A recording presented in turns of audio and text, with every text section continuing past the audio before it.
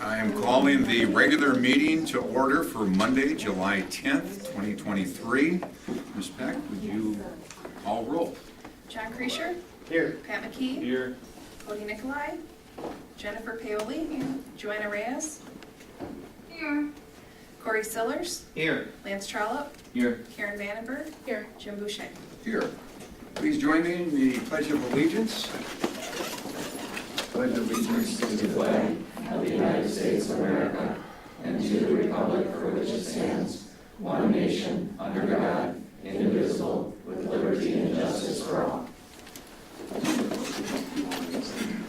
It is the mission of the Wausau School District to advance student learning, achievement, and success.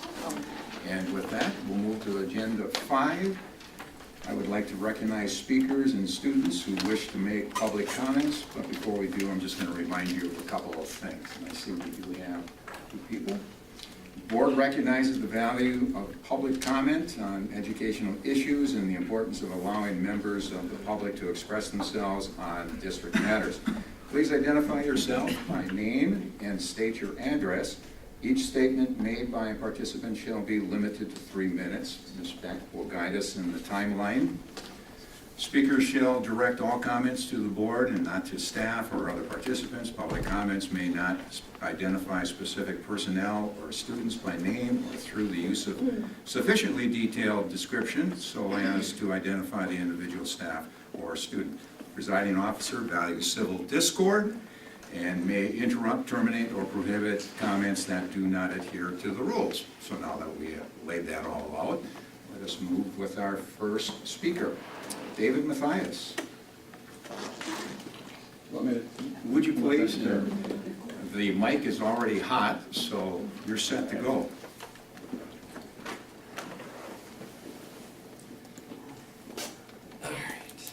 Thanks for the opportunity to share. Just coming to share some perspective about the middle school band program. Pop concert. Who in the room loves the pop concert? Who's been there? It's more than a talent show. Lots of schools do talent shows and they press play and a student will sing and you do the lights and all those things. But the remarkable thing about the Wausau West Pop Concert, if you notice this last several years, is every single instrument was played live by a student. Really remarkable. My question is, where does that begin? That does begin early for some students when they're young in early elementary school, but for the majority of our students, handling an instrument and learning it and playing it for the first time happens in 6th grade. They come in, they select a band instrument, and one of our highly trained teachers, very enthusiastic teachers, helps them to learn what it means to read music, to play that instrument, and then eventually bring that into a performance context. And then when they're 9th, 10th, 11th, or 12th grade, they stand on stage and we all cheer and we think it's so wonderful.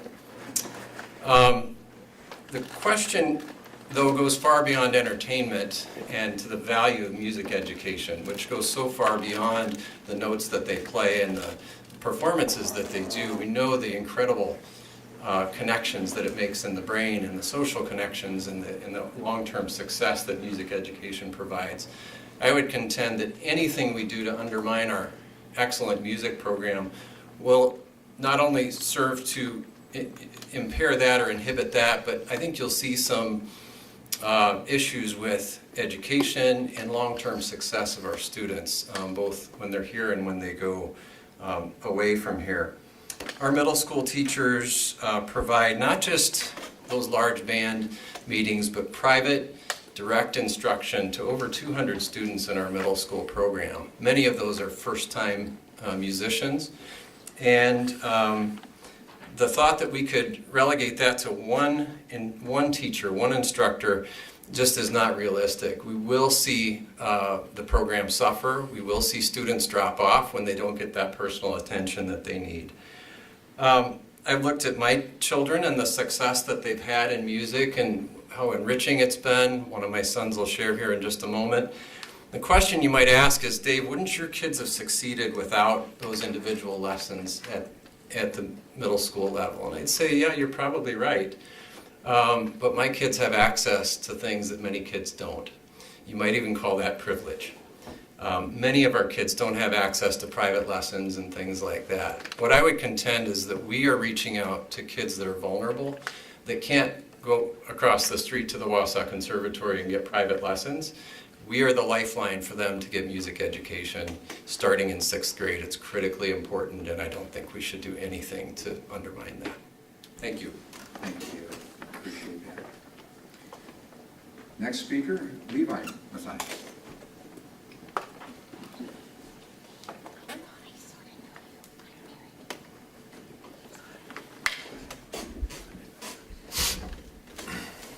Hello, members of the board. My name is Levi Matthias, and I'm going to be a freshman this fall at the University of North Texas, pursuing a degree in jazz studies. I'm here today regarding the proposed budget cut for the John Muir Middle School band program this coming school year. While I understand that there's a limited amount of resources and an unlimited amount of needs, I'd like to speak against this action. Here are some reasons why. This program is the foundation for success. I first picked up a trombone in 6th grade when Miss Pishka allowed me to try it in addition to my start on the tuba. Through her guidance and coaching, I made the middle level state honors band after only a couple months of playing, and this is where I found my passion. But my journey didn't stop there. In 8th grade, Mr. Merrier introduced me to the language of jazz and inspired me to challenge my musical limits. From these learned skills, I was motivated to continue my musical pursuits, which has led me to this point of studying at one of the most prestigious jazz schools in the country. Which brings me to my second point, which is the idea of talent. After performances, many people will compliment me on how talented I am or how the reasoning behind what I'm able to do is my talent. I believe this is partially true, but there's a big piece missing. The level of teaching and coaching I received at a young age was foundational to my success as a musician and to my future career path. Nobody can fulfill their talent without inspiration, discipline, hard work, and effective guidance. I'm confident in saying that I would not be the musician I am today without their influence in my life. Lastly, as now a Wausau West alum, I can speak to the long-lasting tradition of excellence in the Wausau West High School music program. If these proposed actions took place, I'm confident in saying that the program will not reach the level of excellence that it has for so many years. With only one band teacher coaching all grades, it will be really hard to maintain an effective teaching system. Without the level of excellence that this program already has, less students like me will be encouraged to pursue a dream in music, as school is the only place where most kids will receive any kind of music lessons. In conclusion, music is more than just kids hitting a drum, singing, or playing an instrument. It affects us on a deeper level and enhances our lives in a way words can't express. This is why we have this program, so kids can continue to speak the language of music to the generations to come and inspire students like me to pursue excellence in the field of music. For these reasons, I would urge you to consider not cutting funds or positions in this field of education. Thank you. Thank you, Levi. Greatly appreciate that. Andrew Merrier? I put a little French twist in it. Sorry, it goes with the name. Okay, when we fish in Canada, they treat us well. There you go. Since I'm Andrew Merrier, 157903 East Hamilton Street. I am the 6th grade band director for the Wausau School District, but I have been reassigned the K-5 position for next year, general music. I've taught in this capacity for 5 years. In February, I was informed that my position, the 6th grade band director, was being eliminated for the following year. I was not only surprised, but shocked and confused as to this abrupt decision. I was told that it was due to decreased numbers in the band program. I immediately thought, how could that be possible? We always have about the same number of students every year in 6th grade. And I believe that the numbers have actually increased through the years at the end of COVID. When I stated that I was told it wasn't about just the 6th grade band position, it was about all the music program in general. After leaving the meeting, I did some research and found that my instincts were correct. The middle school band numbers have increased over the past 10 years, and that's with a declining enrollment of over 200 students at Horace Mann Middle School. The band numbers increased at John Muir Middle School as well, which has maintained steady enrollments over 1,000 students. I also looked at the high school numbers, thinking maybe they were suffering after COVID, and found that their numbers were as strong as they normally have been in the 2 high schools. What is truly amazing is that the band increased enrollment after COVID. As you can see in Mr. McKee's attachment, we didn't start with the greatest number of band students during COVID, but imagine trying to learn a musical instrument and teaching one over a Google chat. Challenging. We held those students in our program because we started retaining them by building rapport with them, by taking an interest in their lives, and as we literally had a direct window into their homes. We focused on the individual music skill sets, their strengths, and celebrated their successes no matter how small they were. In general, we had fun laughing at ourselves, even though it was frustrating, to teach and learn a musical instrument remotely. Without the effects of COVID, I believe we would have had even a greater number of band students than we have today. Since COVID, a strong 6th grade band enrollment occurs every year with an unbelievable retention rate through the 7th grade and the 8th grade, about 90% to 7th grade. I question why there would be a new facility addition at John Muir for a music suite, a band room, an orchestra room, and a choir room, yet an elimination to the music department staff. There will be a tremendous jump in the popularity of music at John Muir with over 1,000 students there. There is a large amount of untapped potential, and we will see an increase in numbers in the future. I must also give credit to my outstanding coworkers, Sarah Pishka, Brenna Ormont, and David Farmer. For I didn't do this alone. Without a 6th grade band director, these two directors, Brenna and Sarah, will be taking on an additional 0.5 to their current full-time assignment and have approximately 200 students apiece this coming year. Taking this position on solo diminishes the opportunities for lessons and feedback for all students, but especially for those students who struggle with executive functioning and the needs to be pulled out during the rehearsal for lessons, as one director will not be able to do that alone. Music's benefit goes beyond the classroom, as you've heard. Students develop grit, leadership, creative thinking, teamwork, to name a few things. And I'd like to thank you before I get to it. Thank you very much. Thank you. Appreciate that, Andrew. Next speaker, Diane Lopno.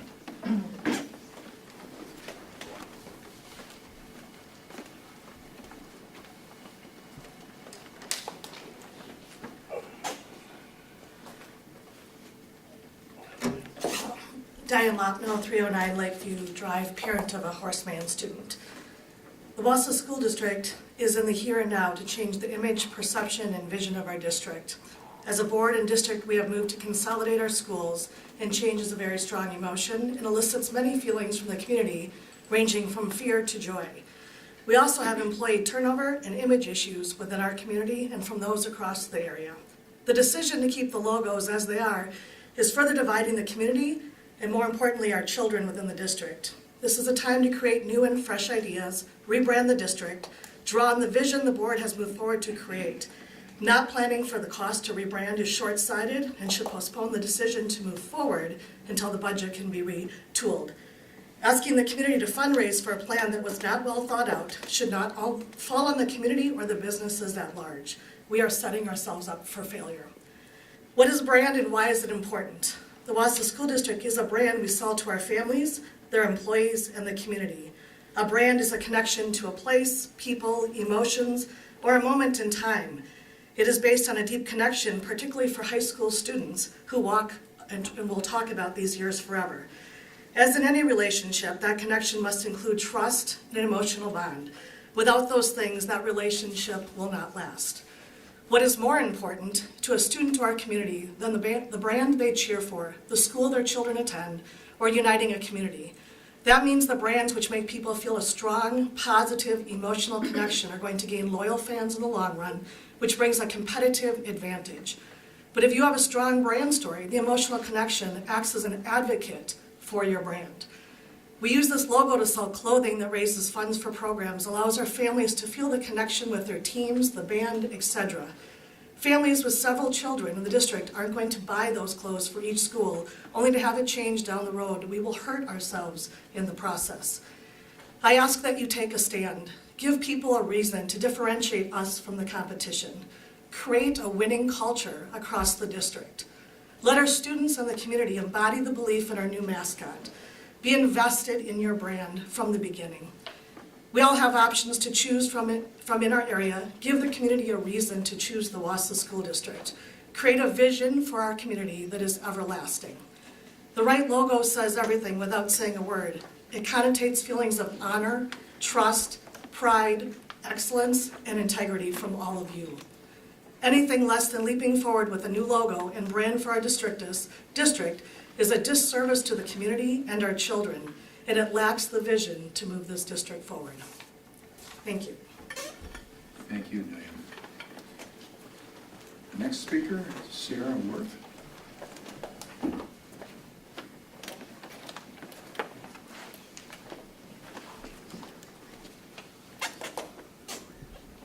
Good evening, Sarah Worth, 512 Ritter Street. I am a parent of a Wausau senior and sophomore. The river runs deep is a familiar phrase referring to the deeply held pride of being a West Sider or an East Sider. This pride permeates our students, staff, and alumni in our community. But now we are faced with combining these two crosstown rivals into one school. In the past 2 board meetings regarding the topic of mascots, we've heard about lack of budget, about securing private funding. We've heard board members who prefer to focus on academics, but we've had no discussion about the kids who will be living through this change. This is real to them.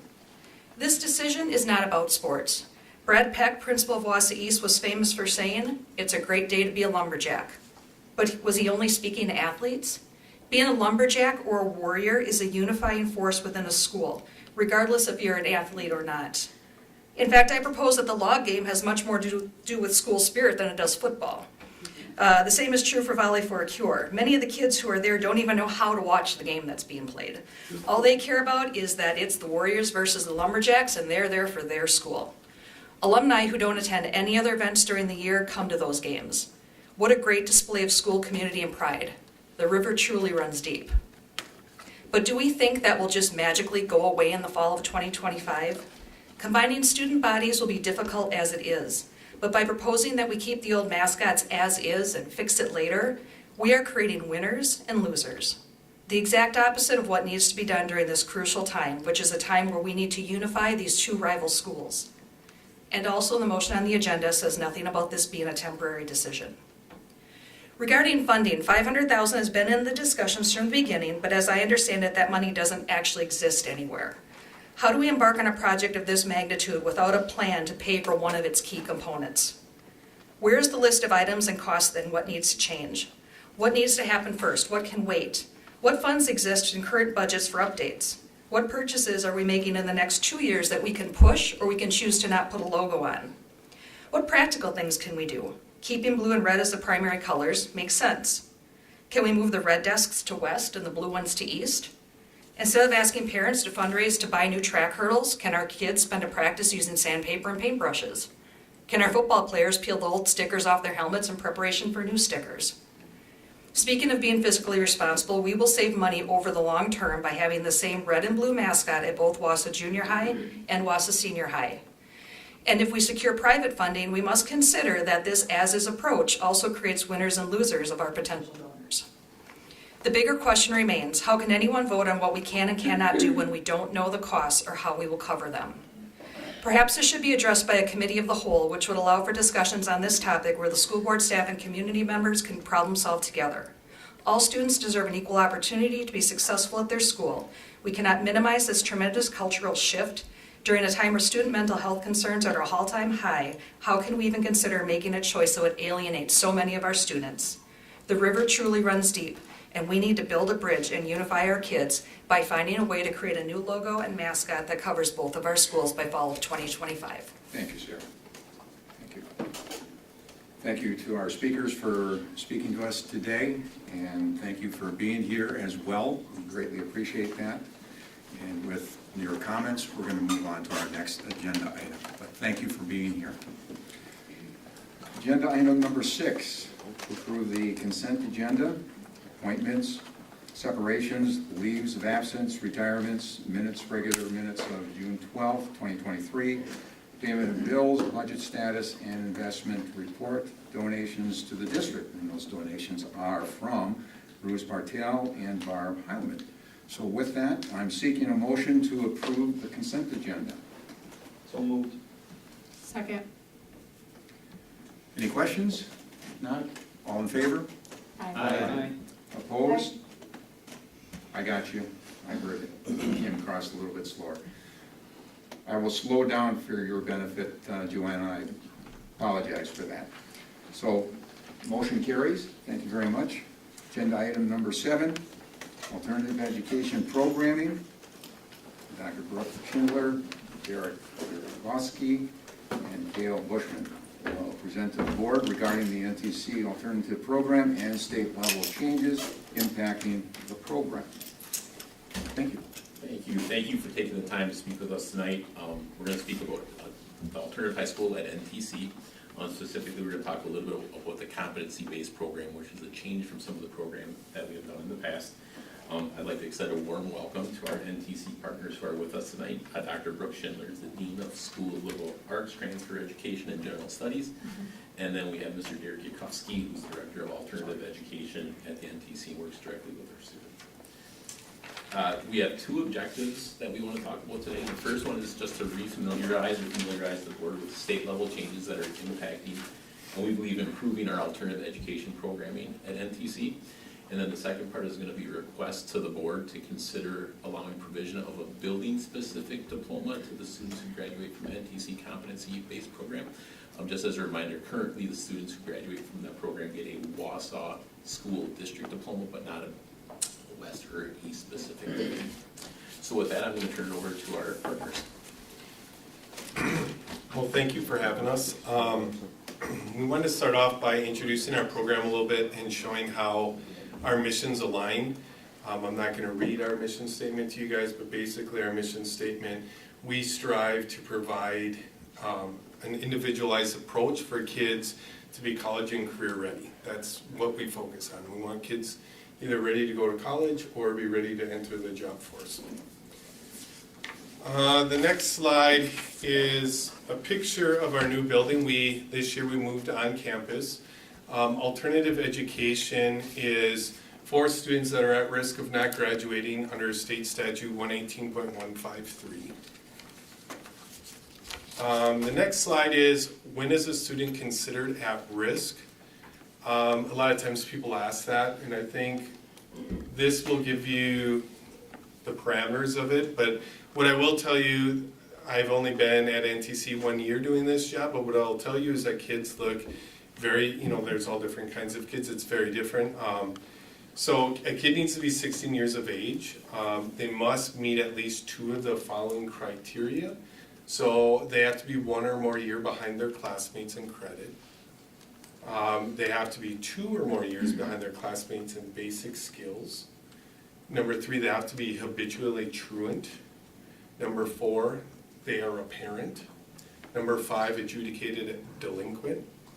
And number 8, below basic on 8th grade assessments, considered to have failed 8th grade examination or were not promoted to 9th grade, so held back as 8th graders.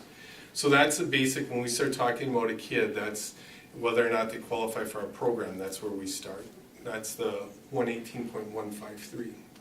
And just for clarity on that one, so the student has to be 16 years of age and then meet 2 of the criteria, not all of them, but 2 of the criteria from the list that's below. Yeah. So via this state statute, we have been in partnership for the last 35 years. We started out as a night school serving students in that capacity and have evolved over the years to offer 2 half-day programs via 3 different pathways. The first pathway that we have is we call our credit or a credit recovery pathway. This allows students to work through coursework. We always say 118.15 allows us to have the world be our oyster, so we don't have to necessarily follow through with the exact common core that happens at a traditional setting. But students who are arriving to us at alternative high school, that traditional pathway wasn't working anyways. So we still hold English, math, social studies, science classes, but we also weave in some, as Derek was saying, career-ready skills as well as college-ready skills in the form of personal empowerment and financial literacy. So students in the credit pathway recover those credits in an accelerated format to get to the 23 credits that are required of students at both Wausau West and Wausau East. Our second pathway is the competency-based program. That's what we're here talking to you about tonight. Previously, this pathway was comprised of 4 GED tests and then competency demonstration for civics, health, employability, and financial literacy. The new option that we're going to tell you a little bit more about tonight kind of opens up some alternative pathways to meet and show competency in those 8 still subject areas and additional competencies. And that is about 1/3 of the students that come to us are taking that program right now. We also, a couple of years ago, by way of your board's approval, have put out a project-based option. These are for our students who are just so deficient in credit and not at the level of competency to be passing GED tests, that we could provide an alternative pathway to completion to that district diploma. As I mentioned, we have a half-day concentrated format. Currently we have an AM session that runs about 3.5 hours a day, 4 days a week. We do the same thing in the afternoons. That allows for the work components to happen for students that are seeking that employability experience. You can earn up to 2 credits a year and recover those credits by actually holding a job. And that's part of the reason that in the state statute 11815, you're allowed to have a compressed format. Currently, our agreement is for 90 students, but knowing that some of the students have some truancy issues, we allow at NTC up to 105 students to be served at one time. So 15 kind of bonus seats, knowing that we may not have all of the seats filled every day. Kale calls it rolling enrollment. I like to call it parking spots.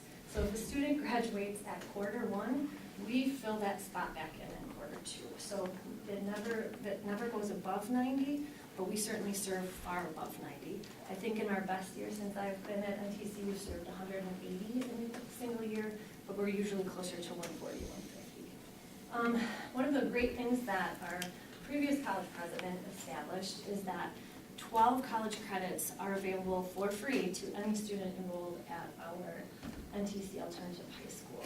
So after they take an initial course to ensure they're ready for college success, we call it Explore Your Path, Discover Your Future.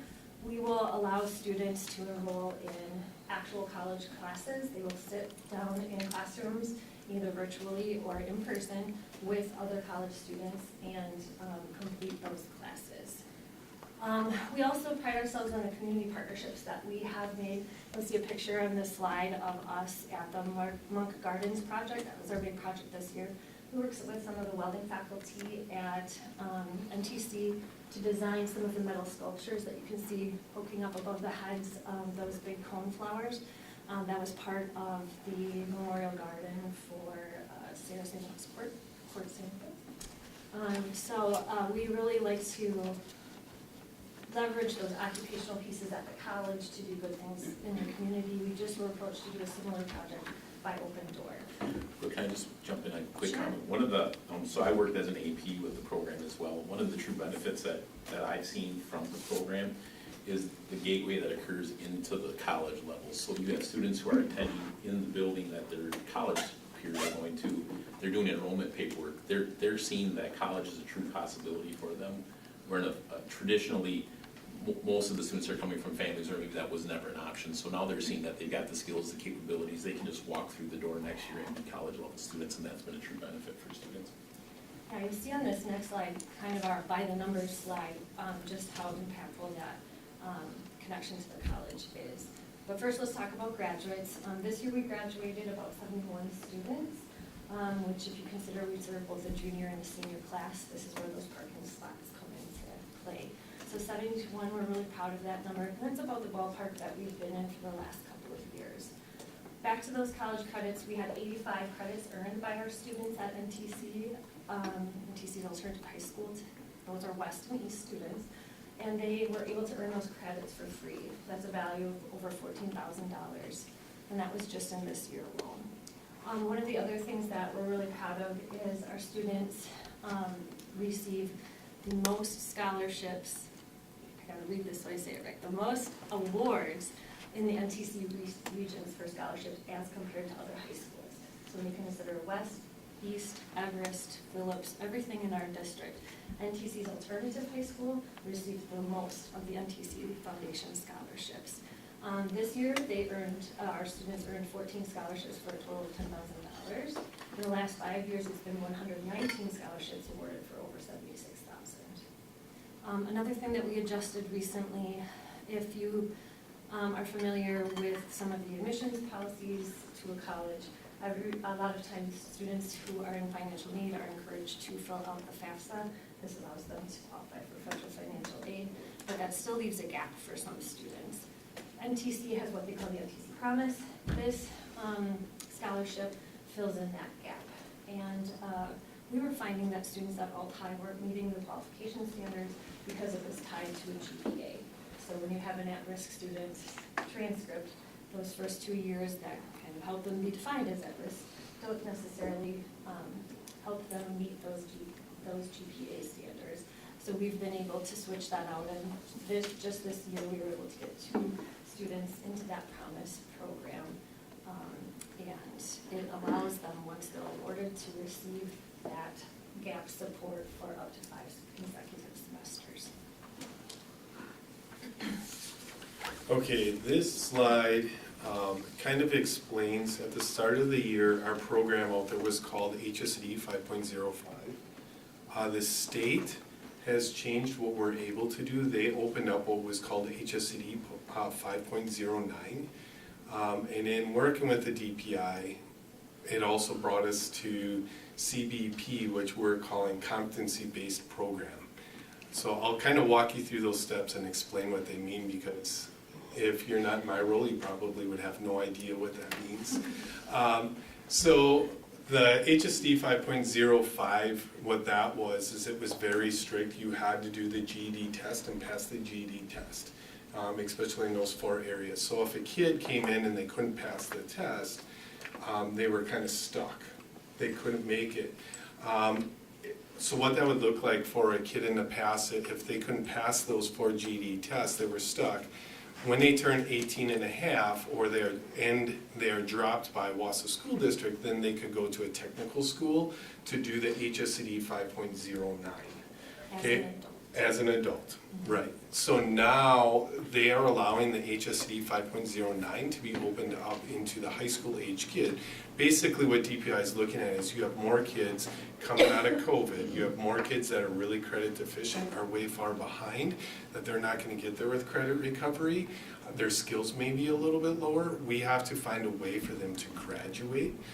So they opened up the 5.09 for K-12 students this year.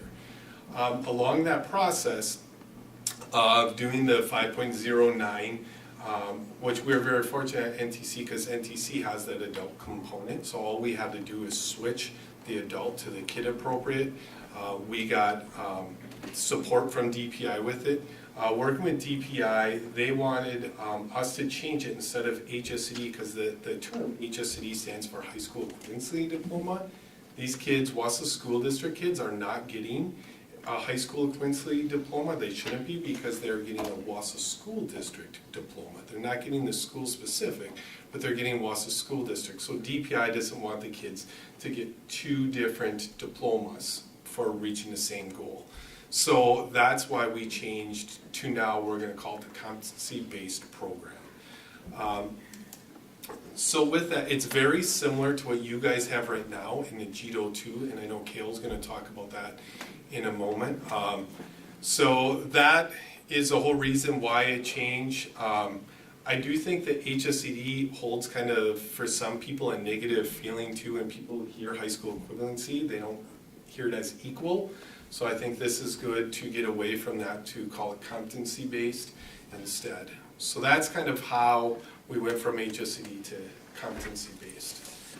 Well, what we'll show you on these slides is really about the pathway to graduation. So if you're wondering, competency-based, 505, 509, what are they talking about? This is how, just like the students in our Wausau West High School and Wausau East High Schools, will achieve proficiency and demonstrate competency in English language arts, math, science, social studies, and then we'll show you how they do that for the other 4 components on the following slide. If you look in the middle column, that's what Derek used to be talking about. That's what we used to have. The GED test was the only way to demonstrate competency in this program. Now with the new change that was extended this fall, it becomes more of what I like to call a bingo card. So if you want to still take the GED test, you take the GED test. If you want to take a ready test instead, you can do that, which is a shorter version. Perhaps you'd like to take an NTC English course. That will demonstrate competency for ELA. This is really similar to if you think about the pathways that a kid at West or a kid at East might take. Someone might take AP English and somebody might take business communications. So it still fulfills those credits for graduation. this is a really nice way to have an individualized pathway for our students that are coming out to the NTC Alternative High School. Yeah, I think one of the things I would like to add is on that last column, I think that's where I get really excited if you think about individualized pathway. Now when we have a 17-year-old, so competency-based requires you to be 17. Before we said at risk is 16. So a kid can come in and be credit in a credit program when they're 16, but they cannot join this program until they're 17. But when a kid turns 17, if they're in a competency-based program, we could start having a kid looking at taking an English college class, and that would check that box. They could take a math college class, check that box. They could take a science and social studies, check those boxes, that would all be free, and it would complete this part of that scorecard, which I think is really cool when you think of a high school kid being able to do that. Well, and everything counts. So if they come to us and social studies was their class, and they have their social studies credits done, but everything else kind of went off the rails, we can put this bingo card in front of them and say, you're already done with social studies, great job. You've demonstrated that you have earned your high school credits and you are proficient in social studies. Let's look at what else we can concentrate on. Sorry. Do you want to do? I would just point out that in the last column, if you look at those are all college-based credits. So when we're looking at getting kids ready for career and college readiness, the fact that they could pass a college-level class is saying, yep, they're ready for that next level of rigor as well. And if we talk about the transition to MBC, for those 4 classes that are listed up there, they would be more than halfway done with their general studies credits if they check that column of the bingo chart. And with our credits being available to them for free as an enrolled student, they could get half of them checked off, which apply to all, remember we have 95 programs at NTC done before they even get to high school or to college. So when you look at this competency base, there's 8 areas that you have to earn. We looked at the first 4. These 4 are health, employability, financial literacy, civics exam, health. There's a couple different ways that kids can earn their health. One is just by passing at Wausau East or Wausau West their health class when they come to us. There is a civic or a health exam on campus. They're actually updating that right now, and that's going to be changed here soon. But they can pass that. That shows that they earn the level of health that they needed at a high school level. And then the first one is a class that we have created at NTC that was created part of that 5.09 beforehand. The last column once again shows you the possibility of college. So if you have a kid that takes like CNA or EMT classes at NTC, obviously they've gotten the competency of a high school health class. When you look at employability, once again, we want to have kids ready. Before we talked about the transition class at EYP, if they passed that class, that would say the employability. Or if they took an employability, they earned a half credit, which we offer in our credit program.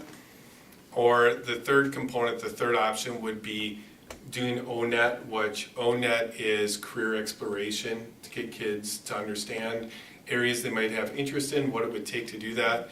We also want kids to create a cover letter and a resume that goes back to our mission statement. So when they're done, and the last thing we've added is make a professional call. Whether it's calling to set up an appointment, or it's crazy how kids are really scared to call, make a professional call. So we have them either call an employer, or maybe it's to set up an appointment, but we want to start helping them do that professional call. So we kind of teach them how to do that. We'll walk them through it and be their support. The financial literacy is a Wausau School District. You like that half credit, that's part of your, so if a kid comes and they've passed it already, great, that checks that box. If not, we offer a program. And then the last one obviously is the state civics exam, which a kid has to pass in order to graduate Wisconsin.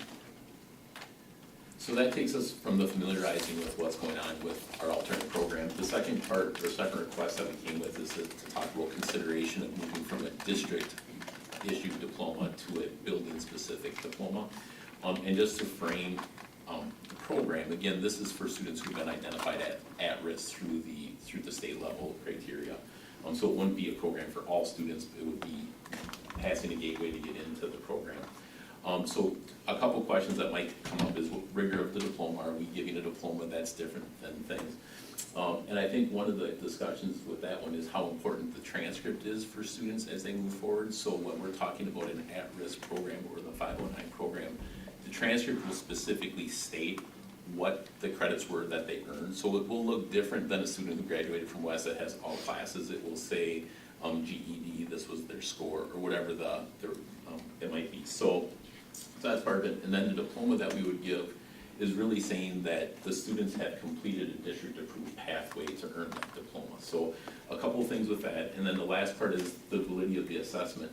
One of the things when we think about GED testing is the rigor that goes behind the GED testing. And I actually learned this from our discussion is that, well, two things. One is when we first were learning about the 509, the DPI state representative was talking about a student who had completed all GED testing, and her scores were strong enough that when she submitted to UW-Madison, she was gained entrance into the university. So the university recognized how her skill levels were at a certain level. The other thing that I didn't know is that based on your level of GED testing, that you, just like you would be for AP classes, you can be awarded college credit for the level of the scores. So there's some rigor to it. It's not just an easy grade that you get or pass that way. So I think that's important. The second question, I guess, would be, why change now? What's the difference between now and last year? So currently we issue a school district diploma, but with the evolution of the alternative high school into the 509 program where it's competency-based, there's a blending and a meshing of some of the content that had been learned previously. So I might be a student who's met all my math requirements at my home high school, but for whatever reason I've now transitioned into the program. So I think that what it does is it gives us a better idea of where students are at and brings a little bit more continuity to their programming. And then the final part that we talked about is that it also brings the district into alignment with our GEDO 2 program. So our GEDO 2 program is very comparable to what we're talking about, and their finishing diploma is the home high school as well. So with that, bringing it back to the objective side of it, again, to familiarize with state level changes impacting, and also request the board the provision of the building specific diploma to our students completing NTC competency. But we had one more thing that we wanted to deliver. Yeah, I think this is a great thing for everyone to watch. This is a graduate from our program. He graduated 2022. His name is Anthony Chila, and he spoke about his experience of going through COVID and his experience at Alternative High School. And really, if you forget everything else we said, you should just listen to him. Yeah, what an inspiring message. Next, it's my pleasure to introduce Anthony Chila, a 2022 NTC Alternative High School graduate, to speak at our ceremony. Anthony, please come to the stage.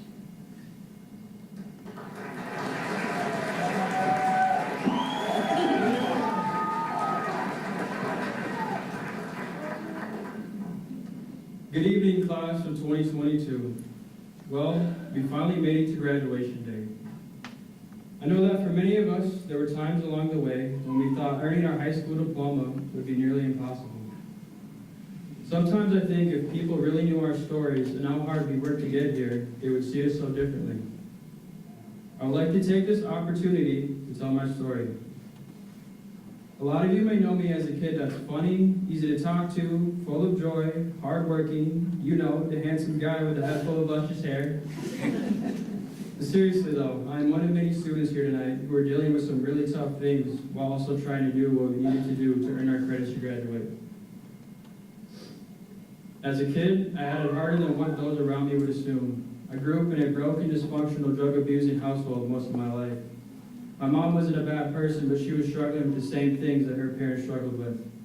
When things weren't working out at my mom's, I would sometimes stay at my dad's house. He always made sure my basic needs were taken care of, but I often felt overwhelmed and lost while I was growing up. Contrary to what many people think, breaking the chains of generational poverty and trauma is extremely difficult. My mom had me when she was 17, and from that point I grew up on food stamps and sadly got used to being evicted from every dwelling I wish I could call home. There were times when I thought there was no tomorrow and times when I wished I could simply have a sense of comfort. My days were so unpredictable at that time in my life. One day I said goodbye to my mom in the morning to head to school, only to be told by the principal once I got there that my mom was on the run and someone else would be picking me up from school that day. I knew then I had to make a change. I had to make sure that the cycle stopped with me so my own kids would never have to go through the neglect and fear I had to face growing up. As I got older and matured, I found a new passion for the gym and sports. It was a place for me to let go and take all the anger I had bottled up and apply it towards something better. By the start of high school, everything was working out. My mom was clean, I had great friends, I was a talented athlete and earned good grades. But eventually the storm came once again. At the start of football season, my sophomore year, I tore the cartilage of my left hip. The words from the doctor explaining the extent of my injury completely broke me. I eventually had surgery and was given a 1-year recovery estimation. During my recovery, COVID broke out and all my classes were virtual. I became so depressed that I couldn't leave my bed for days, weeks, and then months. I was struggling so much emotionally and mentally that I was failing all my classes. I was stripped of the reputation of being the bright, athletic kid everyone knew me as. I was at my lowest point in life. I dreamed to do better for myself and to escape my family's destructive cycle never changed. But the obstacles I faced made it seem more and more hopeless. Eventually I recovered physically, but I continued to struggle academically and emotionally. Something so profound happened at that time. I realized how easy things had been when I was doing well, when I was succeeding at academics and sports. When I was encouraged and admired by others, I couldn't help feeling positive and confident. All that changed when I began to struggle. My hopes and dreams were still there, and I was still the same person. I didn't change, but people's perceptions of me did, which changed how I felt about myself. It is such a blessing to me that during one of the darkest times in my life, I transitioned to the NTC Alternative High School. Thank God everyone there took me in with their arms open wide, with no harsh judgments or shame, only support and encouragement. They not only allowed me to work and gain back everything that I lost as a student, but also helped build back all that I lost as a person. They made me and all of us here believe we could accomplish anything we set our minds to. They made us all feel so good about ourselves and our futures, and it shows here tonight.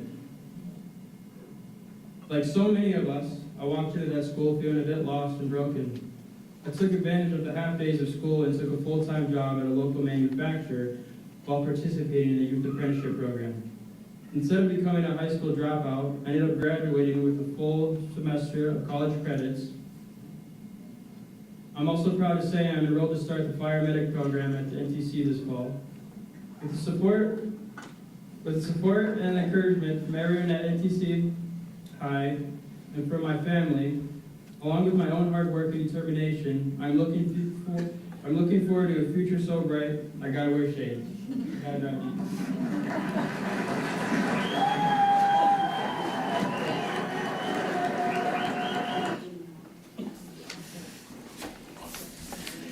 And with that, we open up to any questions that you guys might have for us. Any questions from the board? I have no questions. I just wanted to say thank you to the NTC partners. I know this program's been going on, as you said, for many, many years. One story like that is more than powerful. So we really appreciate the partnership, and if there's other things we can do to help, you know where to find us. Thank you. I'll just make one comment that tugged at my heartstrings because of the fact that I've seen throughout the years, starting a GED Option 2 program before, seeing students like this young man who has maybe lost his hope, maybe in a hopeless situation, now is given hope. That's powerful. And also receiving the diploma from the school that he comes from is, I feel, a big thing as a part of the program that I was with. To see that diploma and be able to hand that diploma to those students, I think is wonderful, because students all learn differently and at different paces, and we need to be here as educators. So thank you very much, and no one else has anything, thank you again. And I'd like to put a motion forward for us to move on. I'm seeking a motion to move from the district-issued diploma to a building-issued diploma for students who successfully complete the components of the NTC Alternative High School Competency-Based Program 5.09. So moved. Second. All in favor? Aye. Opposed? Motion carries. Thank you very much. Thank you. Thank you.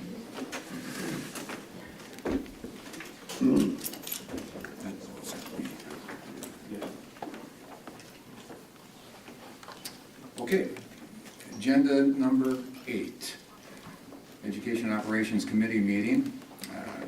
As the referendum-funded facility improvements continue to develop, construction and budget updates will routinely be presented. And so with that, do we have anything to add? There are no updates. Nothing? Okay, we'll continue on. 8A2, West High School 95% design and budget presentation.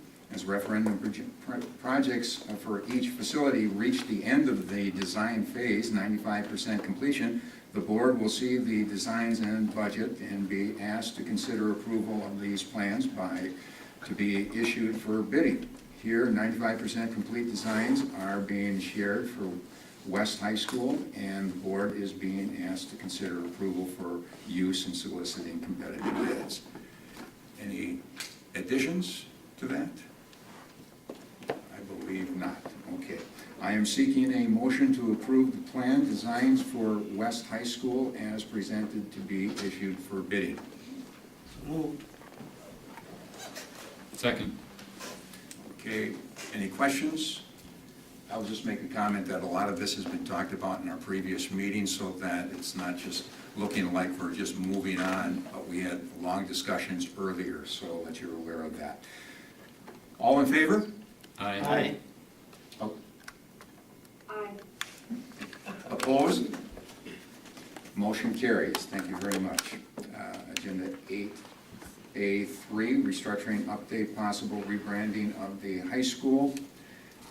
Possible actions. After the committee discussion at the last Education Operations Committee meeting, the committee gave direction to not rebrand the junior and senior high school. The administration seeks a motion to approve the names, school colors, and mascots as previously discussed by the committee.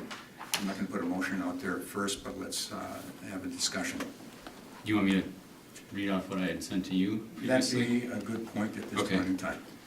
So earlier, or last week actually, I sent something to Jim, just as a suggestion to kick off our discussions, because I think this sort of summarizes where pretty much everybody was at, but I want to throw it out there to see what people think.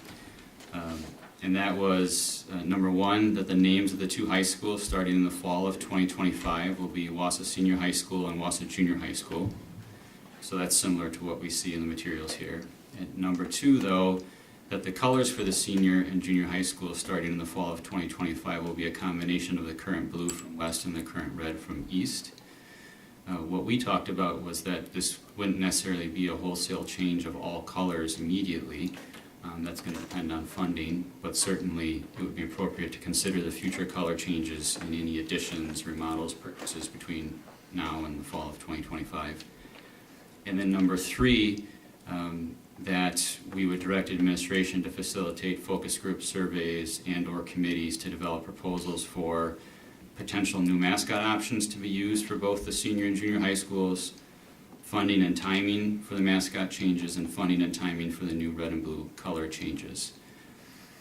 And so I threw that out to Jim. I couldn't get that to Dr. Hiltz, as we know he's out on vacation, so I talked with Jim about it last week, about bringing that up at the meeting tonight, because I thought that was a closer summary to sort of where we were all at.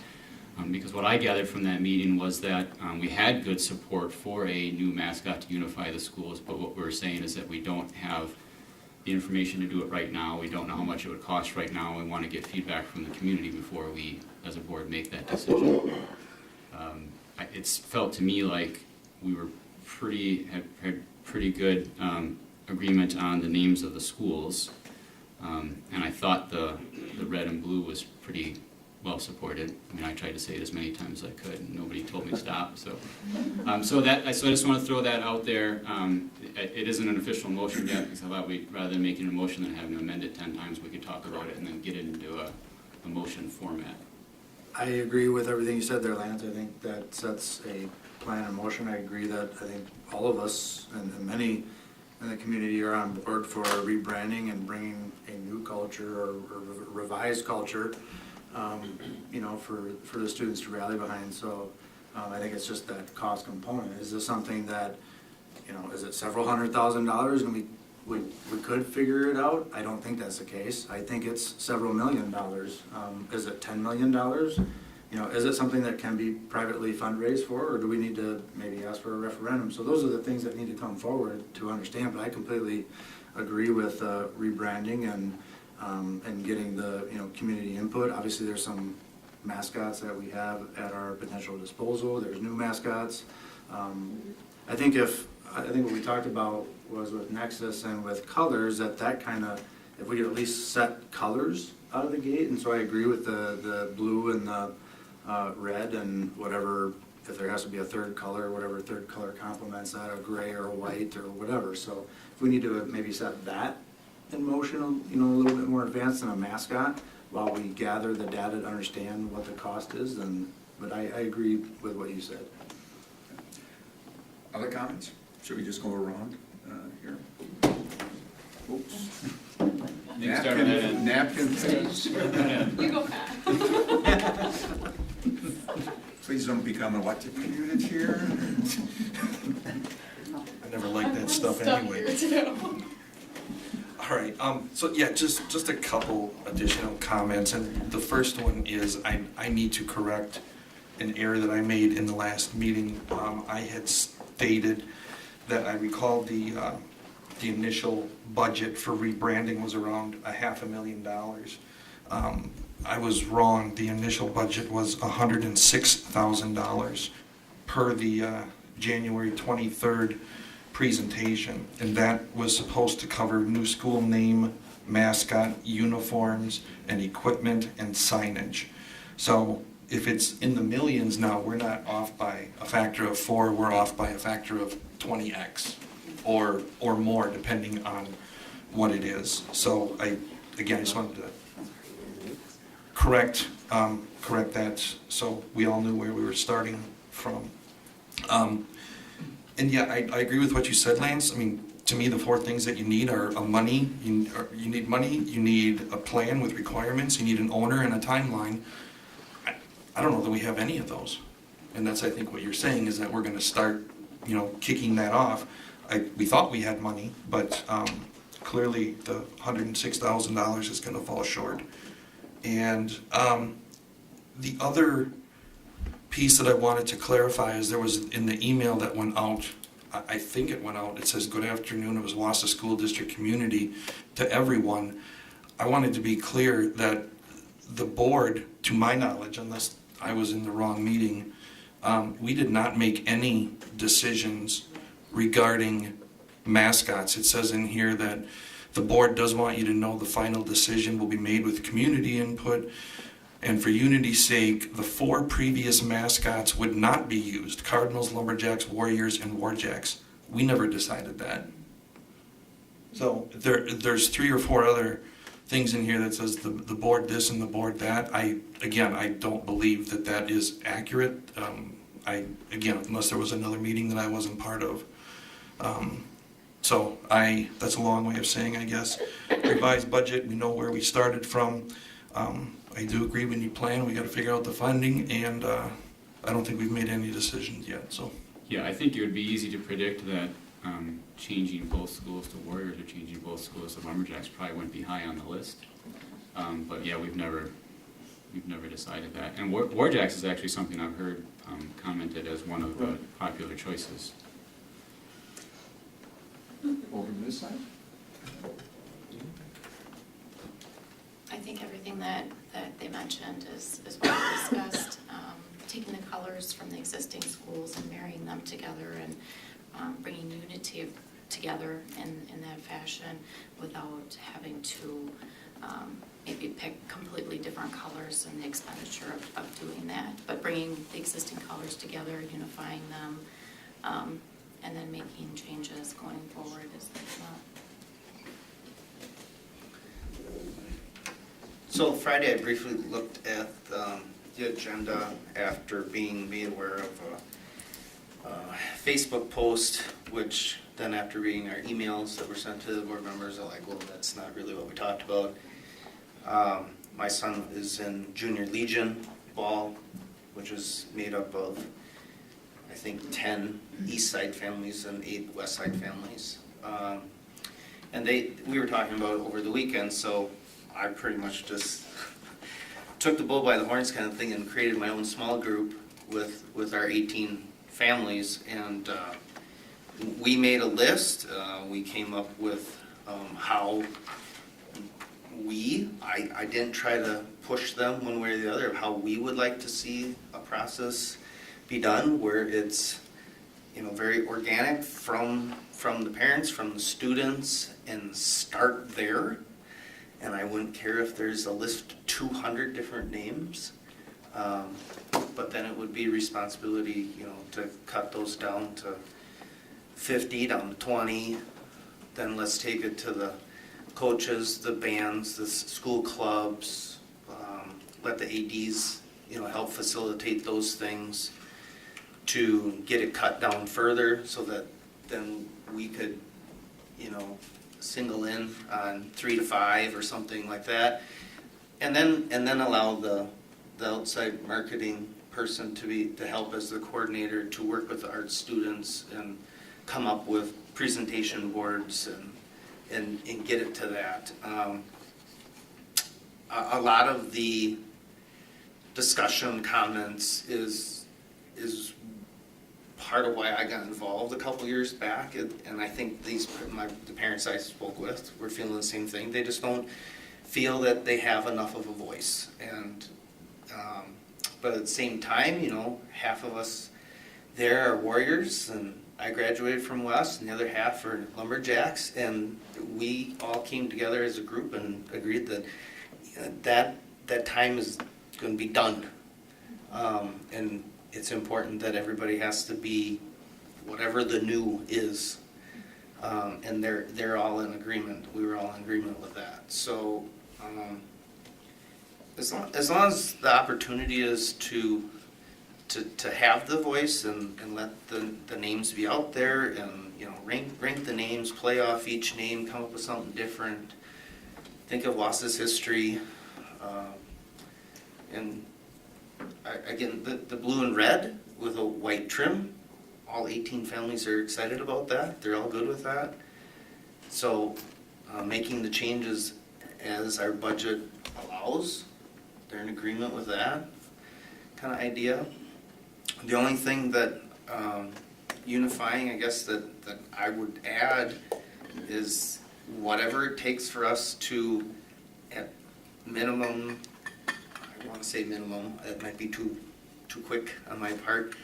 You know, I think we need, if we're making the change in fall 25 when we do the merger, if that happens that year, then we need to do whatever we need to in the next 2 years to get us to all new signage, all new uniforms, all at the same shot kind of thing. If that's very feasible, you know, we have to do everything we can to make that one unifying step at the same time. So I think there's a lot of steps here. I'm going to just pop in for a few minutes, and Karen, you can take over. Having taught and coached on the east side, I will say I would be probably not for a warrior, and if I were on the west side, I wouldn't necessarily be for a lumberjack, although the history has it. Wausau was essentially, at the beginning, the Cardinals, and then became the Lumberjacks, and then we, in 1970, split, and we have the Warriors.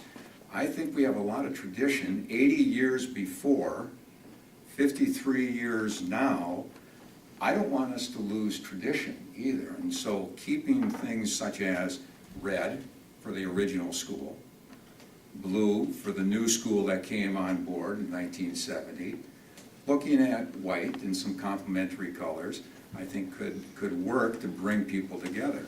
But also, I think it's we should think about the fact that, and I think Lance, you just said this, and you agreed, Pat, is that it'd be very difficult for us to go to one of the logos that we have right now.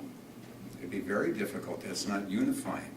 And Wausau needs to come together behind this. And that's where then I would take a look at the steps for coming up with a logo by getting, and being an ex-athletic director and an ex-principal, I would think our athletic directors should be involved, getting the coaches involved, getting the community involved at that school, and then the principals getting involved, because as stated earlier, this is not just an athletic thing. This is also the AAA, the academics, the arts, and athletics, and we don't want to forget that. And then we take a look at what we have for tradition in the past, the 80 and the 53 years, and then we start creating a new tradition going into the future for our young people to be very proud of. I know having 3 students graduating from Wausau East, they're excited about the possibilities of what we're doing here in Wausau when I talk to them, but yet they still make the same comment. You're not going to call it Warriors, are you? And the Warriors, I'm sure, you're not going to call it the Lumberjacks, are you? I mean, so there's that discussion that's going on, which you alluded to, that we need to have. We need the discussion with the community, and then we can move forward and get a new tradition started, but not forgetting the old that we've had. The 80 years before, the 53 after. When I think about, and you might be looking at me saying I'm just thinking about one sports program. I'm not. Being an athletic director, I was involved with a lot of sports. But at the same time, we don't want to lose fact that we had Crazy Legs Hirsch, Jim Otto, the only high school for many years, as the only high school in the country that had 2 NFL Hall of Famers. That tradition should be kept. And then we had 2 young people, one from East and one from West, that went on to play in the NFL as well. We don't want to lose that. And then all the hockey players that we've had. We want to keep those traditions alive as we move forward, but then come together. And I think I've spoken too long, and I try not to do that. So Karen, I'm going to pass the baton on to you. Go ahead. I just want to, kind of echo what you shared, Corey. I completely agree with you, and actually our speakers that came before us earlier today, or tonight, that I wholeheartedly think that we need a rebranding in order to unify the district coming together. I was surprised and frustrated, honestly, when we learned about the lack in budget. So I am totally in favor of moving forward with determining what exactly is that cost going to be, and finding out those numbers, building a team with the community completely, parents, students, coaches, whoever needs to be a part of it, and whoever's interested in being a part of it, to develop input for what that mascot is, and developing a timeline for when that is realistically going to be able to be put into place, and determining the source of those funds. And I completely agree with you that as much as we can have done by fall of '25, it's critical, because casting vision for a new unified district is super important. You had mentioned something that you were in favor of that you didn't say tonight that I also agree with, is having the junior high and the senior high the same.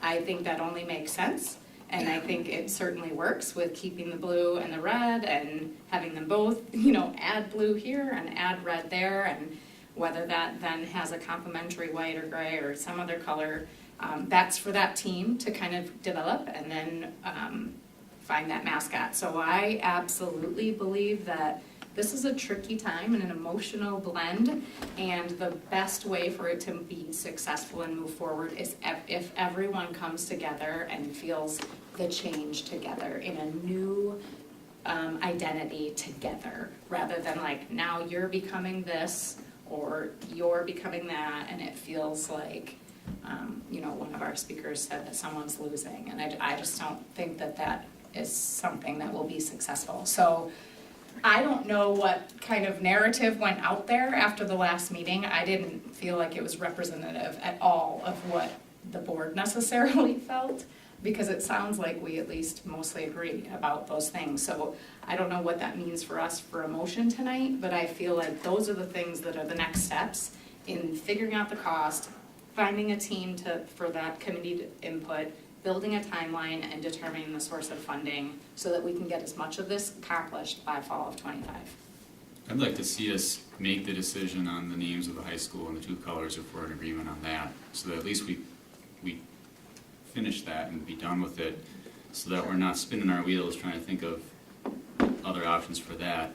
And also, like John mentioned, it has the advantages of, West has a big, huge project happening, and East has a smaller, but also has a project happening there. So those are things they can take into consideration in new purchases between now and the fall of '25 as well. So then the third thing, Lance, would just be that we're in agreement, it's be 8 through 12. Grades 8 through 12 will have the same things. Yeah.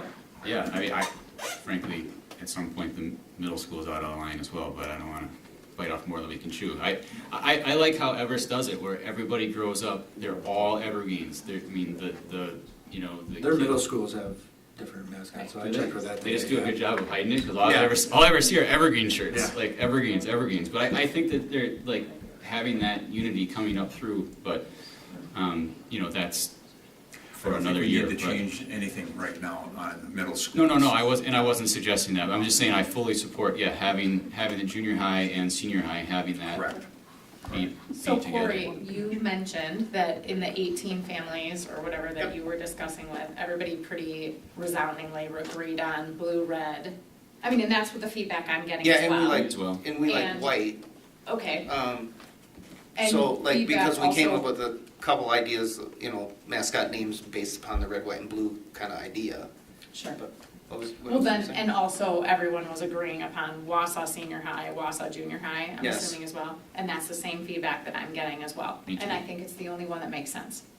And to resounding. concur with what you just said, I think everybody's getting that from the community at this point in time. So I don't think we need to keep on reiterating the fact. That's what we're getting at this time. But the mascot is something different.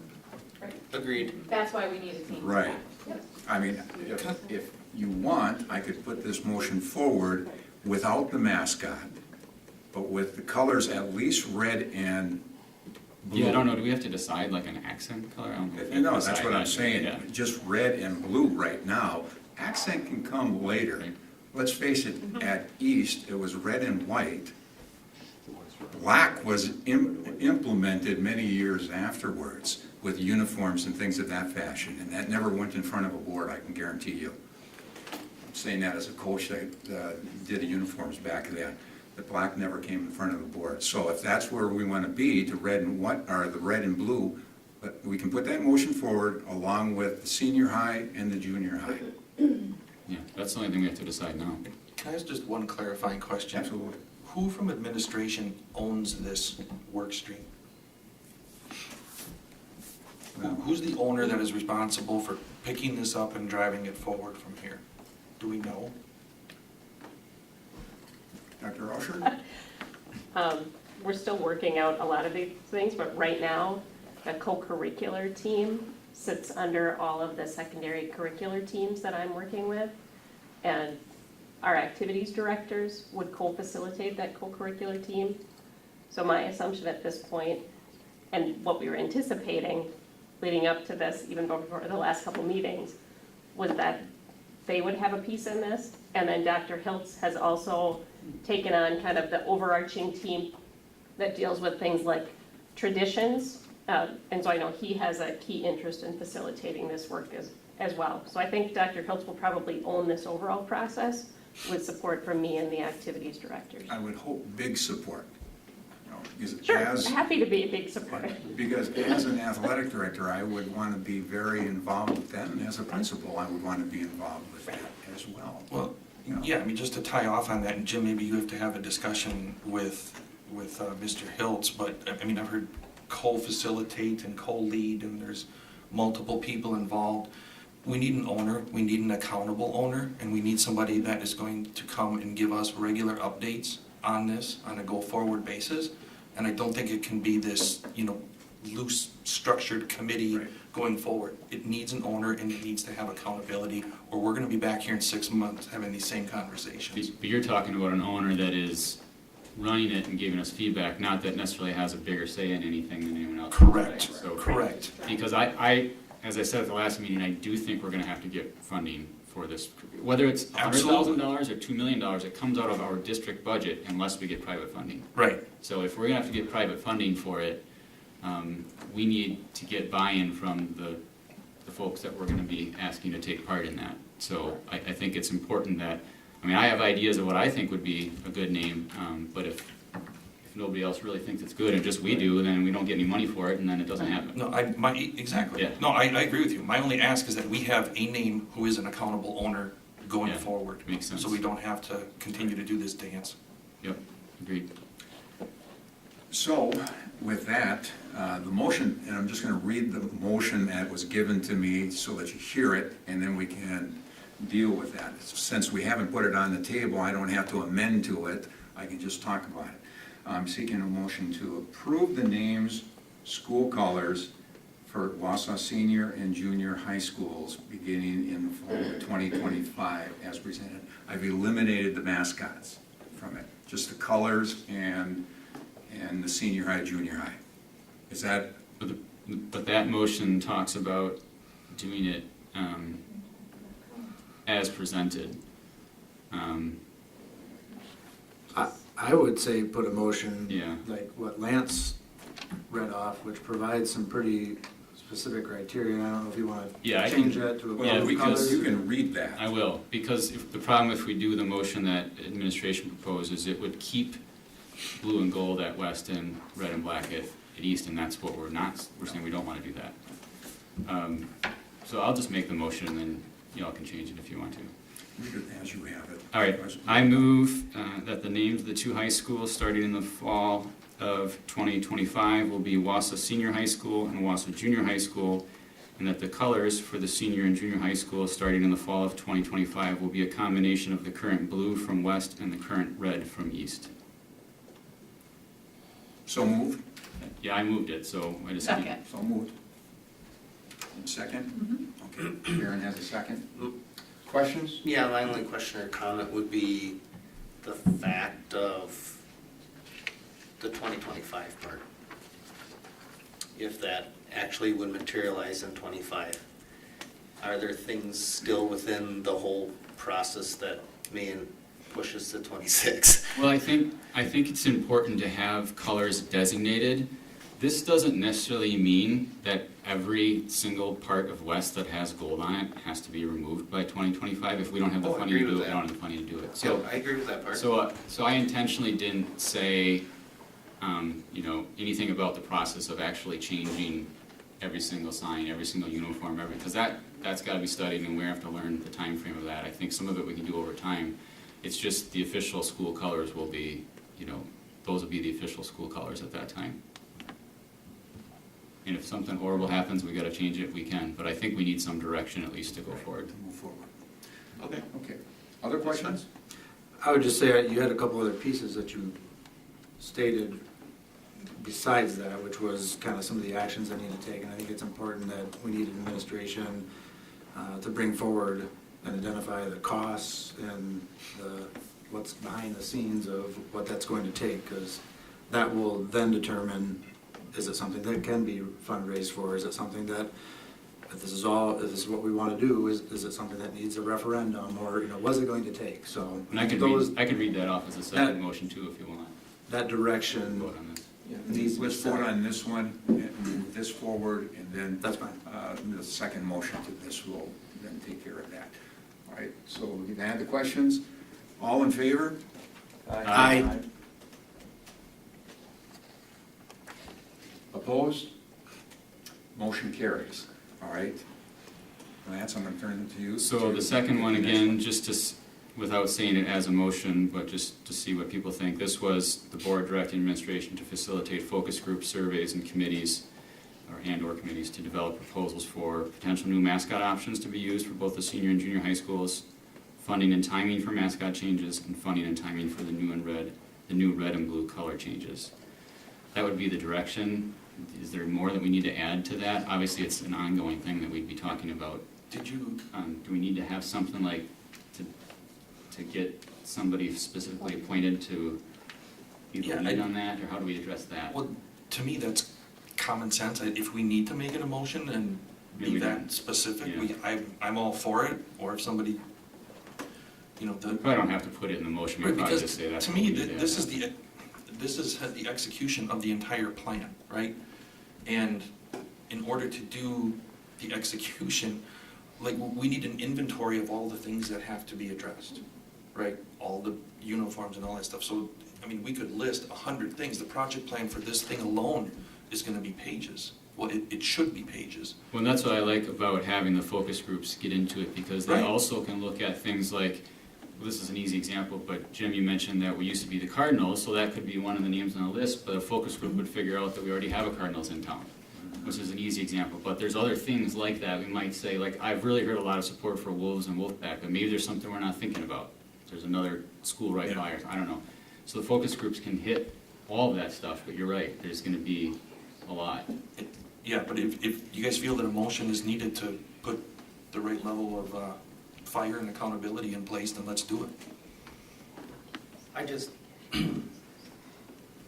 It's probably, I mean, I got the, probably a privilege to sit on the West Design Group, right? And help direct those things and work with the architects and hear from all our staff heads that were involved and things like that. And I don't, I guess I'm asking your opinion, is that proper for this too? Just I'm not real comfortable with how some of the things have been dealt with over the years. And I want to make sure that community involvement, having a focus group to single names out because there's a district close by, that can be a component, absolutely. I just really want to make sure the families and the students have a voice.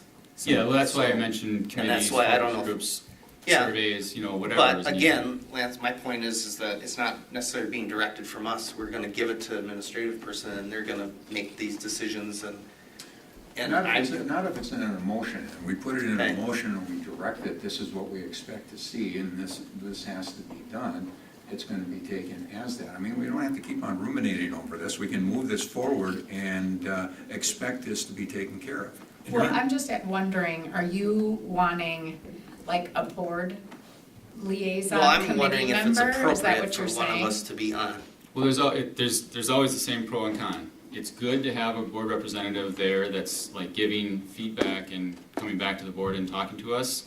The negative is we are a board of 9, and so we wouldn't want one board member to act as though they're speaking for the board and sway the result, so to speak, of. So in other words, you have a focus group and it comes back as what the one board member who was there happened to want, and that's 1 out of 9, so I mean, it's good and bad. I understand that. And I hope that with the other 17 families over the weekend, I presented myself as being neutral and making sure I wanted to hear what they said. And obviously being on the West Design thing is because I have a construction background. And I don't think at any point, the only point was when we talked about adding on the southeast addition to the field house. That was about the only thing I kind of pushed for, and then I came and asked the group, right, about the other $450,000 that we would potentially need, but the Nexus team was able to find the savings for that. That was the only time that maybe I took one step Corey, if I more, but please add. I don't want to, let me see if I can state this. You're talking about the integrity of the process, right? I am. Because what we heard loud and clear during the restructuring discussion was that there were committees formed and people had volunteered to be on a committee, and then they received no information about the committee, and next thing you know, it met 7 times and decisions were made. So I think the integrity of that process needs to be, have some oversight from the board in terms of approval of committees or what have you. I hate to go to that level, but I do not want to sit here again and get emails from everybody saying, hey, I raised my hand, I wanted to be part of this, and all of a sudden I was shut out. And we could do that without any of us being a part of the focus groups. It could be a yes. monthly or every 2 month standing Yep. agenda item where we're Right. updated on what's happened for the last 2 We months. get a list of 10 people, and we can go and say, hey, here's the 10 people that are on this committee. Did anybody else have interest that was not acknowledged, heard, or whatever it is? Because we cannot have that same restructuring committee issue again. I just want to make sure that we're not throwing another piece that I think the whole board thinks is very critical, moves well, onto someone who has like 700 other things, and it won't be as great of a priority as it maybe ought to be, according to how we all feel about this. So that's the one piece why I think it might be good to have, board involvement, whether that's, they're then in charge of like setting the dates for these committees and a deadline for, okay, we're gonna meet by this time and we're gonna make a decision by this time, because the sooner we have a decision, the sooner we can start implementing these changes and have them actually happen by fall of '25. So I guess that's why I see that as probably an important component. So what I'm hearing is you want me to add you into my No. motion here. No. Before we go any Sorry, further, though. Dr. Rauscher, I'm hoping that you're, and I see you're behind your computer, getting all of these comments down, because it's very important to the board, as stated by board members, that we move forward with this and having good integrity to everything, whatever the term means, integrity. And I'm confident, based on other conversations we've had internally, Dr. Hiltz really wants to lead that team around traditions, and I think he feels that this is a piece that falls under that. And then he'd certainly have support from me, the principals, the associate principals. And people have already reached out to community members to get them, to get their interest, to see their engagement. We want that involvement. The other piece that's going on, that we haven't had a chance to do a lot of updating on, but we're working with GreenHack to do a really deep dive as a full leadership team around project planning and management. There's some software involved as well, that each of us who's facilitating a team will have a piece in there that not only tracks what we're doing with our teams, but allows teams to see each other. And that'll also give us a way, I think, as we learn more about it, to share updates in a very specific but very efficient way with all of you. So we'll be spending the next 2 days doing some really deep learning around that, and that'll help us with the project planning. Okay, any other comments before Lance puts forward this motion? Any additions? So do we have a board member on it or not? Isn't that the question? I have no problem with putting somebody in. Corey's that. volunteering? Yeah. I am volunteering if you want to put me there. Where's there? Whatever. Maybe that's gonna be fun. That's a damn good question. And I just want to clarify that I don't think it's because we don't trust the integrity of, it's just that, I know everybody, this restructure is a massive undertaking and everybody has a lot of pieces to deal with. And so, when some people have specific interest and availability, I think it's good to have those people involved, to help it move forward. So, And I don't think we have to necessarily designate a certain person. We can have board involvement along the way, and I do think we should get regular updates though. And it sounds like Corey's willing to go to some of those meetings, so that's good. You raised your hand, so now you have been selected. There you go. Okay, let's move this motion forward. All right, so I move that the board directs administration to facilitate focus groups, surveys, and/or committees to develop proposals for potential new mascot options to be used for both the senior and junior high schools, funding and timing for mascot changes, and funding and timing for the new red and blue color changes.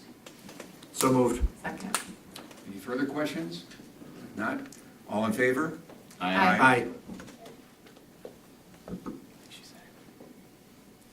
Opposed? Motion carries. Thank you very much, and we'll move that forward. All right, agenda item number 9, new business. This was talked about at the committee meeting level. At the June Education Operations Committee meeting, Tabitha Gundrum shared information regarding employee group turnover data spanning the past 8 school years, recent exit interview summary data, and some additional related information. No action is being requested at this time, but information given. Jim, I did have one clarifying question. on that. Tabitha, the attachment said exit interview summary data. Correct. That implies face-to-face interviews that gathered all that data? That is not. We do So our, it's really an exit survey. we do our exit interview process as an electronic process, and every staff member is offered, if they prefer to meet with us in person, they can choose to do that. We have a very small number of people that take that opportunity. When that happens, we still use this electronic survey process in order to capture the results, to ensure that everything is all in one place and that we can more easily report out the Sure. outcomes. No, I just had a number of staff reach out to me and said, you realize that it's not an actual interview. They said that, you know, we're filling in circles and things online. So I think it's a bit misleading to say exit interview. Perhaps we should just call it an exit survey, because that's what it is. We could, at the same time, like I said, when the communication is shared with each one of those individuals, they are told that if they would prefer to do that in person, that they just simply reach out to No, HR. I understand that. So- What percentage of this data is gathered by a survey, and what percentage is gathered by an interview? We only receive a request for maybe a handful or so of people who wish to meet So in person. 90% survey, 10% in person? Maybe even bigger than that, 98 to 2, Okay, I so would guess. going forward, can we call it an exit survey summary data? We can call it whatever you would like. I would like to call it exit survey summary data. Anyone disagree? I don't care. Thank you. I'll make that update. I just wanted to connect because during the last board meeting, Mr. McKee and I were discussing the numbers and the accuracy of the numbers. He and I were able to meet and talk about that information a week ago Thursday. I did get a request from Joanna to sit in on that meeting, but that came to me on Friday and we had already done our meeting. So I did direct her to reach out to Mr. McKee if she wanted to talk about that.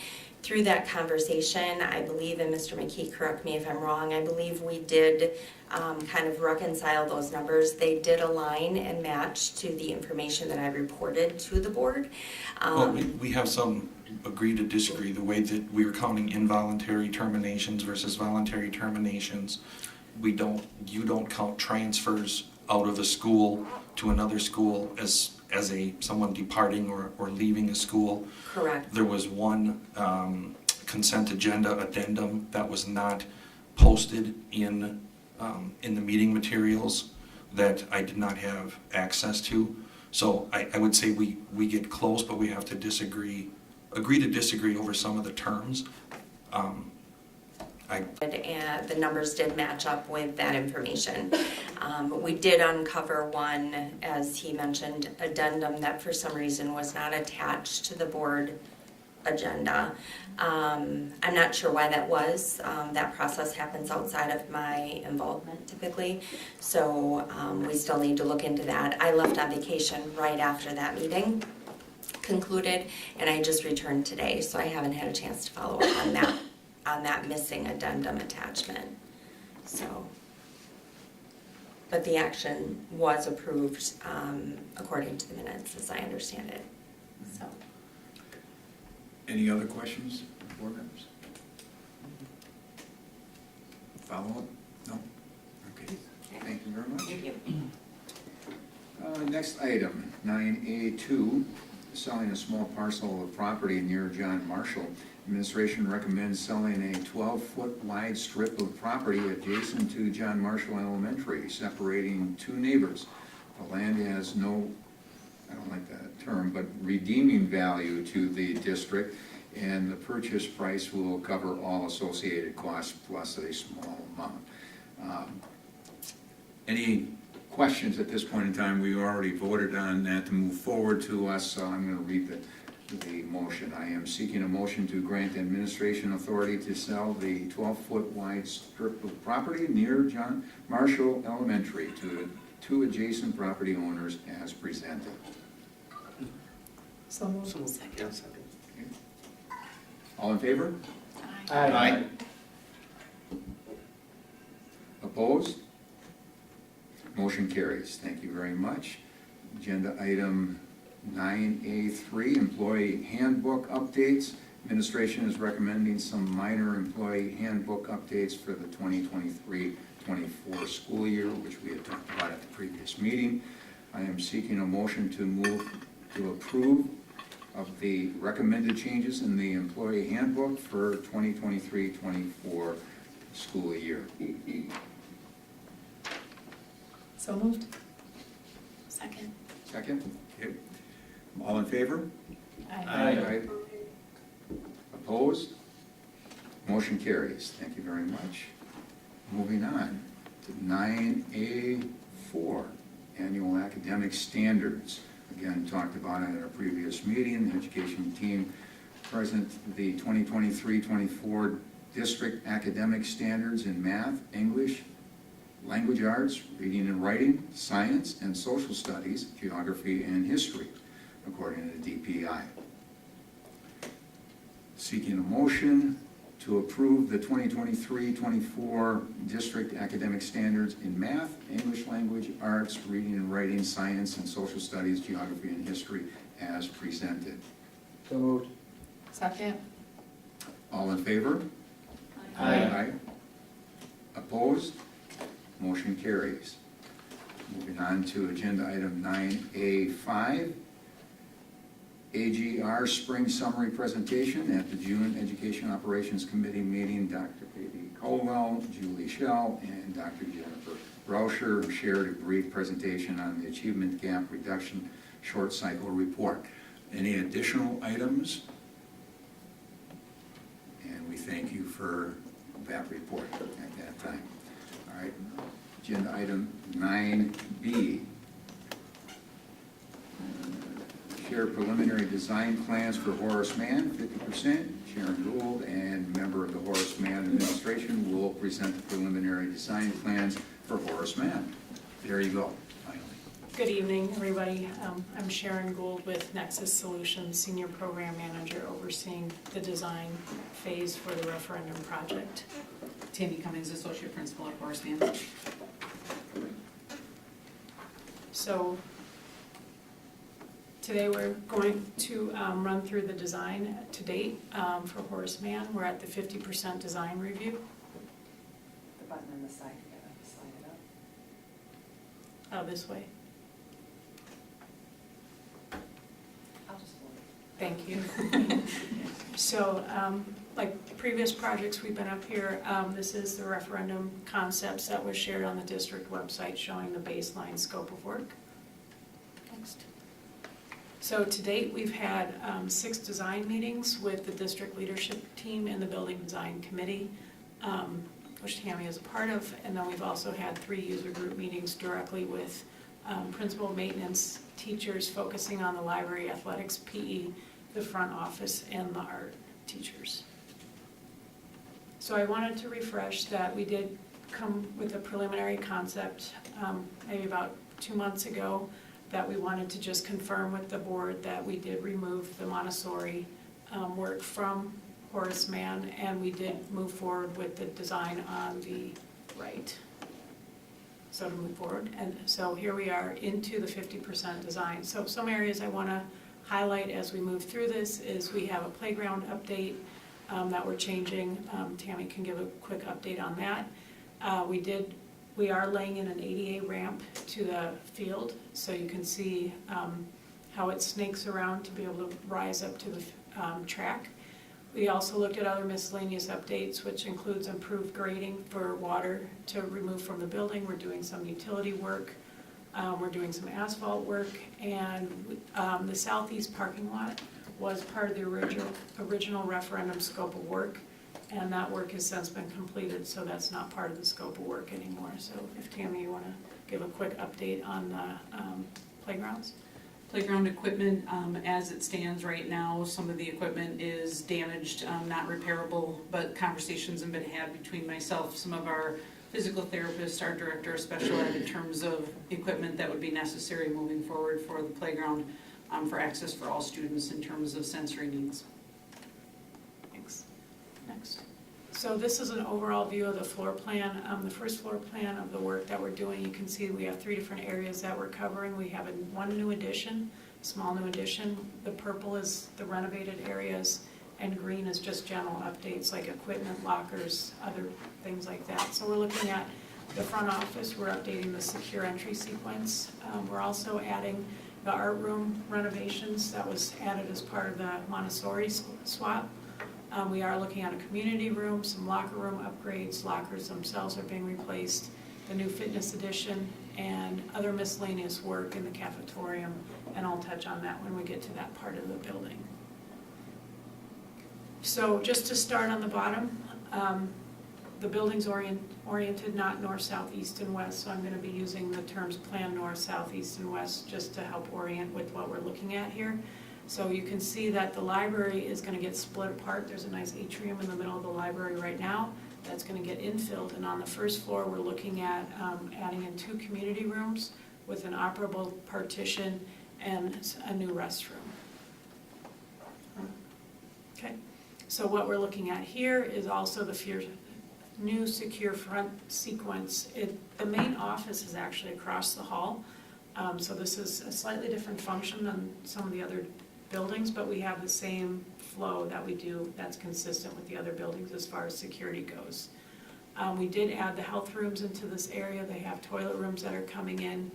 The SRO is going to be sitting in this area. We do have a flex room, a conference room, and then one thing I want to touch upon quickly is the 2 art rooms with the 5-7 coming into the building.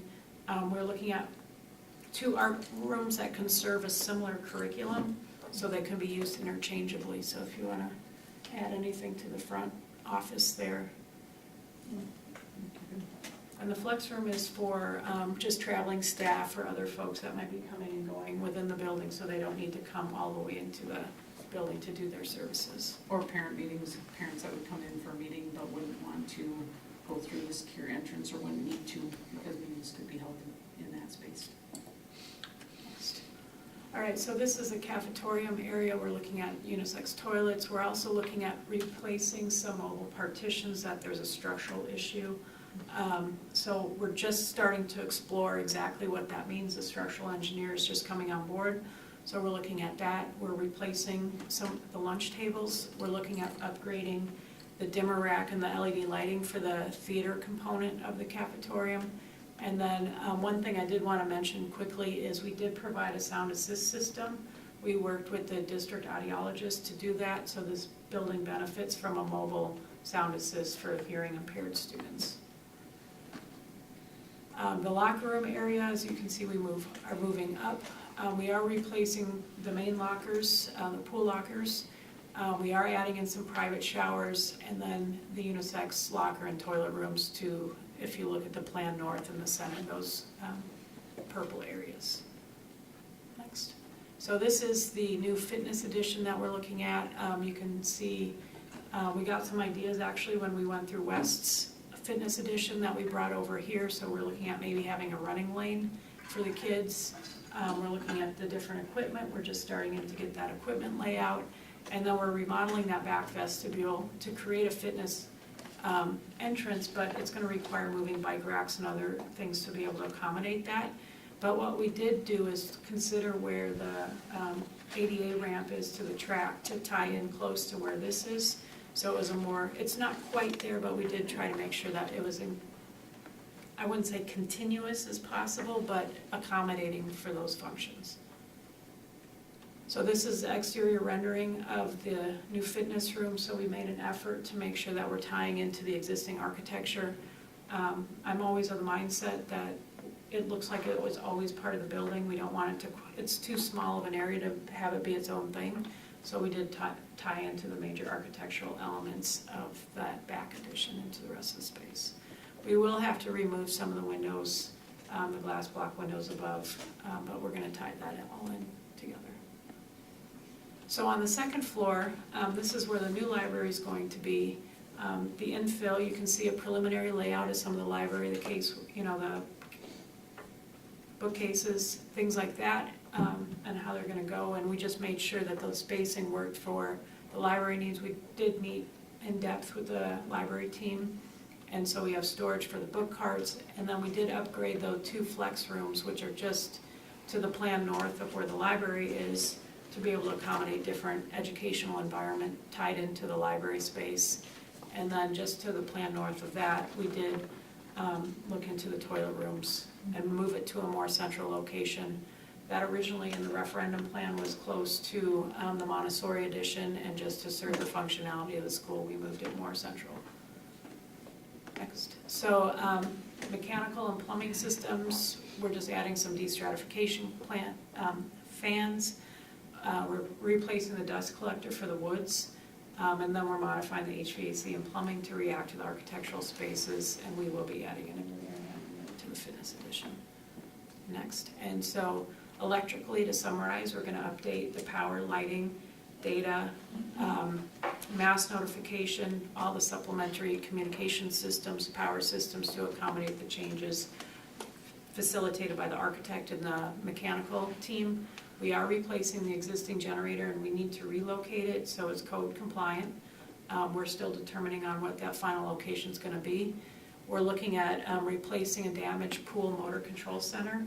So it's, you'll get that deferred maintenance need taken care of, the electrical infrastructure for the new dimmer rack, the LED lighting in the stage in the cafetorium, and then we will be doing a school-wide LED lighting upgrade. Any questions?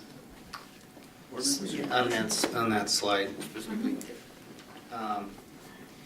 this is at least the second, if not third project that we're moving a generator because apparently it wasn't put into code the first time. Has there been a change Right, for placement? Like there needs to be a firewall or just certain distances? it from needs other to be, things? the generator needs to be a certain distance from the transformer, and that is something that's changed over time. So to get it back into compliance, they have to be moved farther apart. If we touch it. And we're touching it. Right.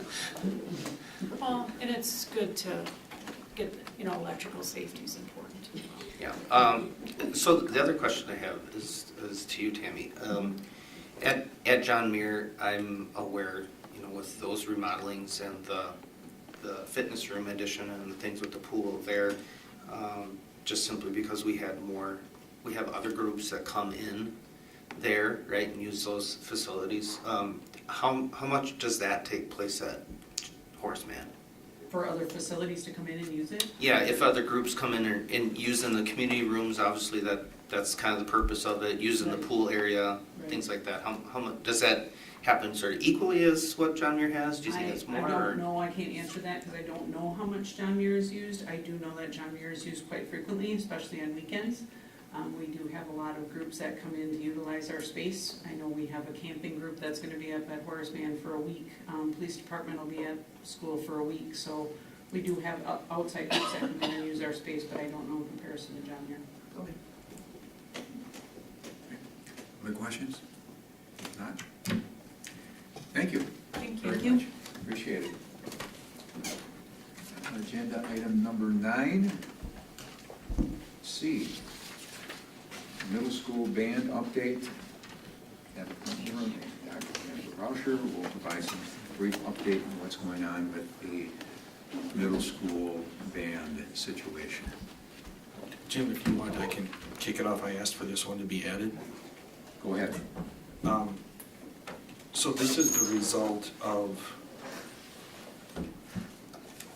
the activities that have gone on, I think, since, and we heard from a speaker tonight, the staff member had been notified in February of the elimination of his position. The board approved it in closed session on April 10th, which is standard procedure for a non-renewal of a contract. And shortly thereafter, we started to hear from community members, students, frankly, saying, why is this position being eliminated? Because the numbers are not going down from a band enrollment standpoint within the middle schools. And Karen, you first sent an email on May 23rd asking some questions about it. I followed up on May 30th, June 26th, June 29th, which is when I submitted these band enrollment stats that, and thank you, Cassie, I've never had my own attachment in 12 years, but I do now, so appreciate that. When I looked at these numbers, it caused me to pause and say, well, wait a second, according to these, And granted, the sixth grade and the school enrollment numbers are estimated yet for this year, but this doesn't look like decreasing numbers, which was the basis for the reduction, which is what we were told when we approved the reduction. So are these numbers that we have here today, are these accurate? They're actually not accurate, but they're close. I want to provide a clarification because the information that we spoke about said it was based on numbers. In closed session, when we spoke on April 10th related to that non-renewal, I specifically talked to the board about the fact that one of the things that we were doing was balancing out our staffing so that our numbers were more equitable across the board. It may be that you heard differently than that, but when we spoke both with the staff as well as the administrators and then subsequently with all of you, when we spoke about numbers, it had to do with the fact that a couple of things were happening. From a big picture standpoint, recall that the state did not provide any new revenue for us for 2 years. And so their comment to us as districts across the state was use the ESSER funding that you've been provided. And we did do that. We did that to a great regard, and you all heard about that during our different budget presentations. As we approach the ending of those ESSER funding timelines, we were in a position where we needed to reduce for next school year, for 23-24, $1.575 million, because that is the amount of ESSER funding that is going away. Some of the reductions that we made with that were non-staffing. However, the bulk of the ESSER funding was there for the sole purpose of funding staffing. So we needed to come up with reductions. For the last 2 years, as Dr. Rauscher and I have worked with principals on our staffing process, we have been monitoring numbers across the board with every department.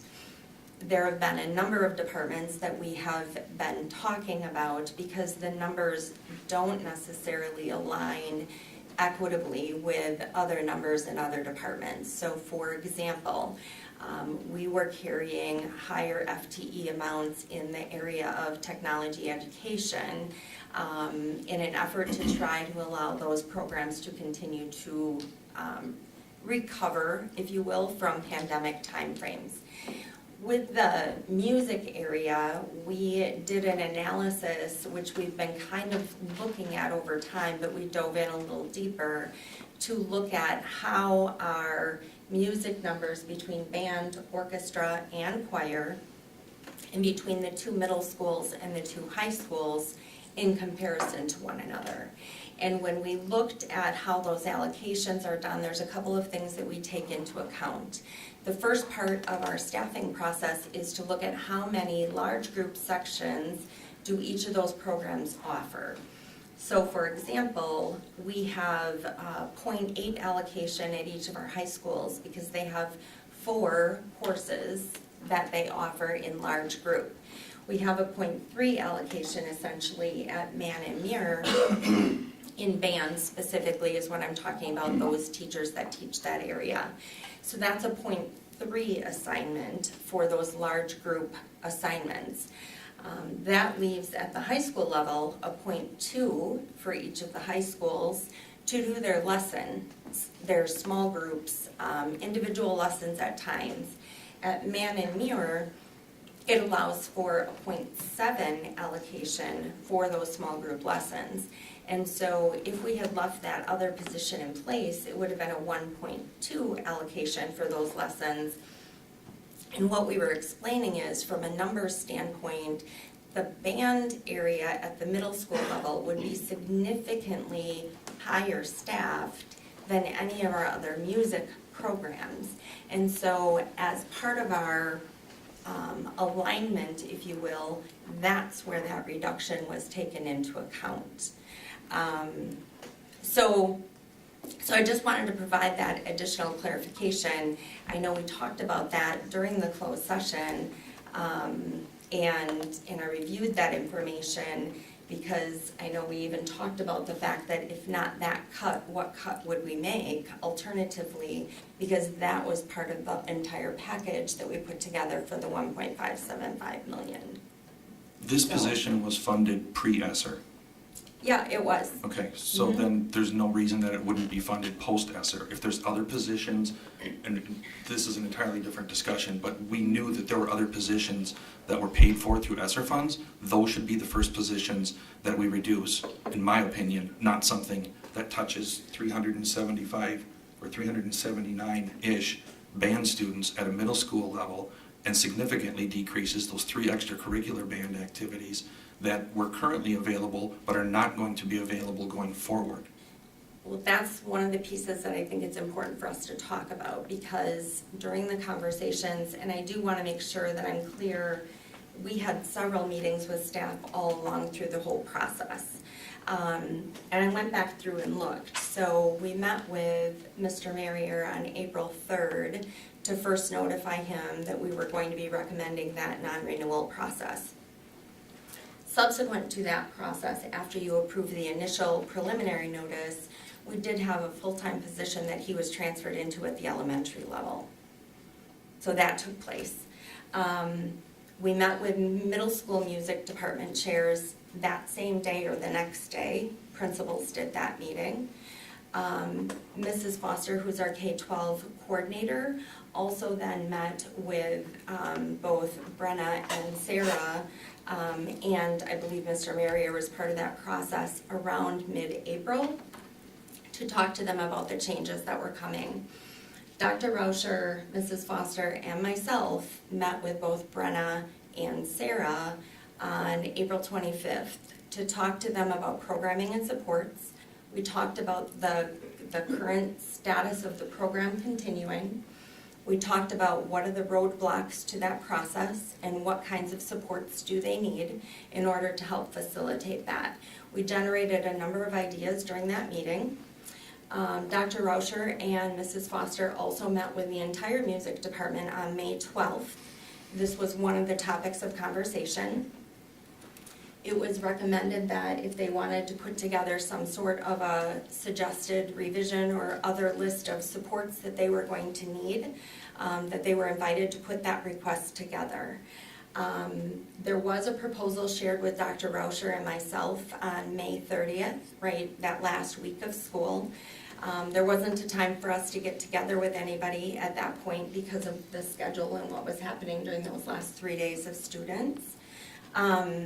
We have been reviewing that information and following up on the possibility and probability of being able to support some of those changes. Mrs. Foster, I know, reached out to both Brenna and Sarah at the middle schools to offer a meeting prior to her medical leave that she is on currently. They were unavailable to meet with her prior to that start of that medical leave, and so they discussed meeting when she returns from that leave. This morning, a few weeks ago, Dr. Rauscher and I were looking on our calendar for a time that we could meet with the principals at all of the secondary level to talk about kind of what we're offering for programming, how that's going to work, and the new information that came forward to us that somewhere along the line the teachers shared that these other added activities were no longer going to happen. So we were able to schedule that meeting for this morning. Again, we set it up on our calendars a few weeks ago. We did that meeting, and as part of that research also, I was able to do some deep dive into some of the components. There is some additional pay that is provided to each of our directors at each of those levels to cover those exact specified activities that I apparently has been told to families that it would no longer be offered. So what I learned is that there is an added percentage of their base pay that they receive at each level for music director is what the title of it is called. At the high schools, that amount is 5% of their base salary wherever it is that they're placed on the schedule. At the middle school level, it is 2%. One of the things that we discussed this morning is that the 2%... Can I stop you just for a second? Yep. Because I think we need to be aware of the fact that there's curricular aspect of music. Correct. And there's co-curricular. Exactly, and that's what we're talking I think about. that's what you need to be Yep. pointing out, that this is co-curricular as if it's a part of the band, being marching band or something of that Well- We fashion. have 2 pieces, and Yes. we're So right there. make sure that we Yep. understand that. Yep, so the director add-on is an automatic add-on, which makes it a curricular add-on because those are expected parts of the program. Those expected parts of the program include solo and ensemble, any kind of pep band activity that has been established for those organized groups, any marching activity that they may do, and evening concerts that they perform during the year. This information has been kind of in the documentation of our process going way back to a time when Tom Hahn led a committee of about 30 people to establish all of this information and kind of this understanding. Teachers were involved, ADs were involved, administrators were involved in that process. And when that process finished, they did a separate meeting with the music staff at that point in time to really kind of hammer out the more details related to these music extra extended payments. And so the director add-on is a curricular add-on that goes automatically if you hold, for instance, a band, a orchestra, or a choral position in the district, and it covers those activities. We do have some newer staff members in those roles, and part of our process in talking with them when we get that meeting scheduled, when they're available, is to really review again what that add-on entails and what's all included in that. We do have some co-curricular also add-ons, and so currently there are co-curricular add-ons for jazz.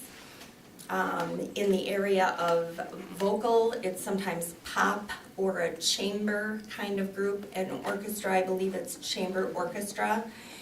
Those add-ons are extra, and those are paid currently to the directors that do that extra.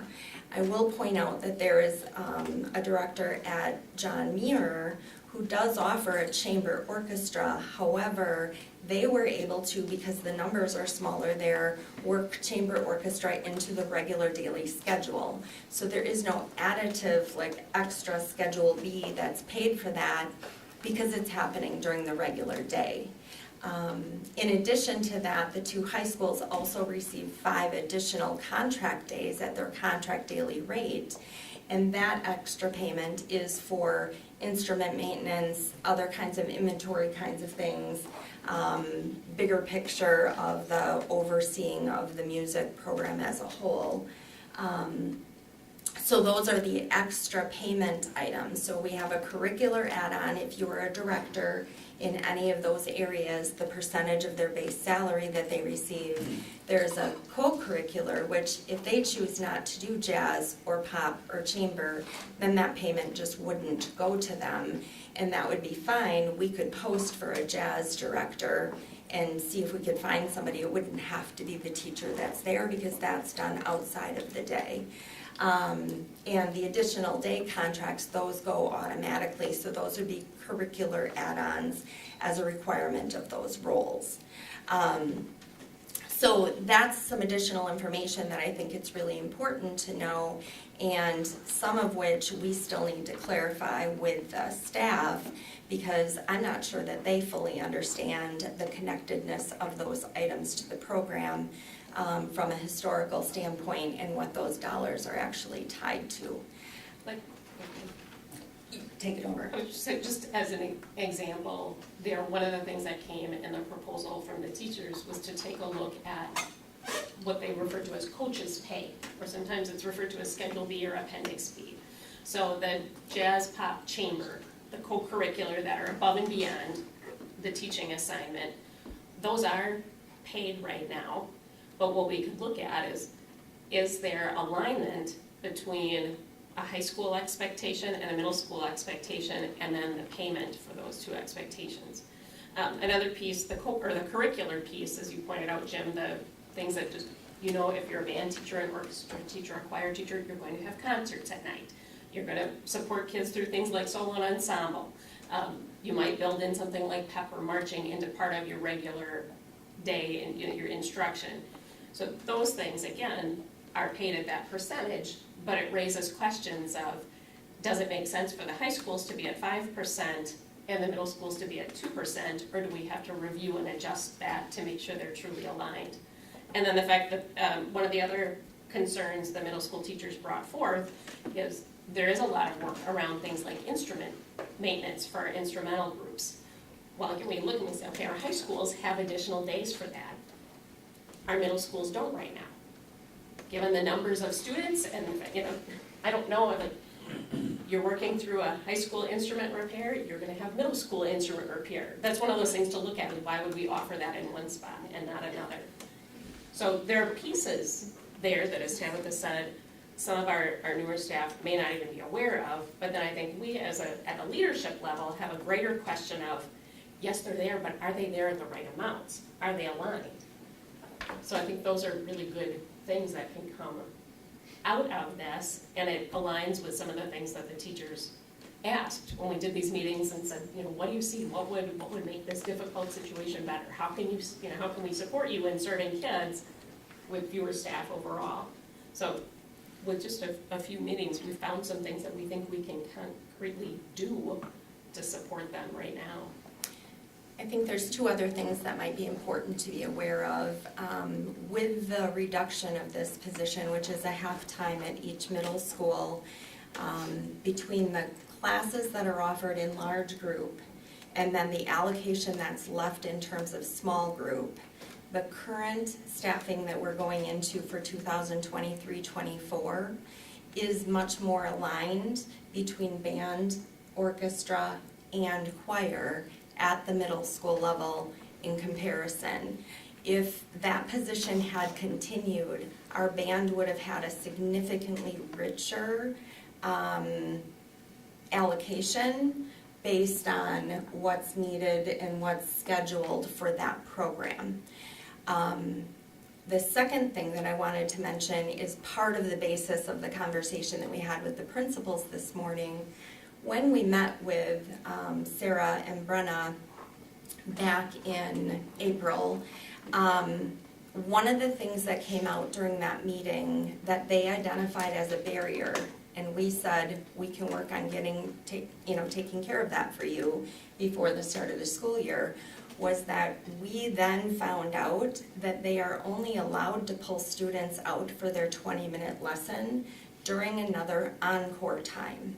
They have never been able to pull a student out of any core classes, which puts an extra burden on those other encore areas because they get pulled out of art, they get pulled out of general music, they get pulled out of Phi Ed, and those classes meet less regularly than our core classes. So we said if we could open that up so that because you're meeting only periodically with them, it's not an everyday for your lesson instruction, if we can open that up to be able to find a way to give you access to some of your students, not every student is in a position where they can be pulled out of a core area, but we have a whole lot of students that are in band, orchestra, and chorus that could miss 20 minutes of math one time a week and probably not be impacted. And I have verified that with math teachers and other core curricular teachers. So we were meeting with the principals to say, is this viable for us to make this shift? Because if we're the roadblock in our schedule process and what our artificial rules are for when they can have access to students, then this whole process is a whole different game. And the reality is the principal said, yep, we can find a way to help support that, and we will start working on that already.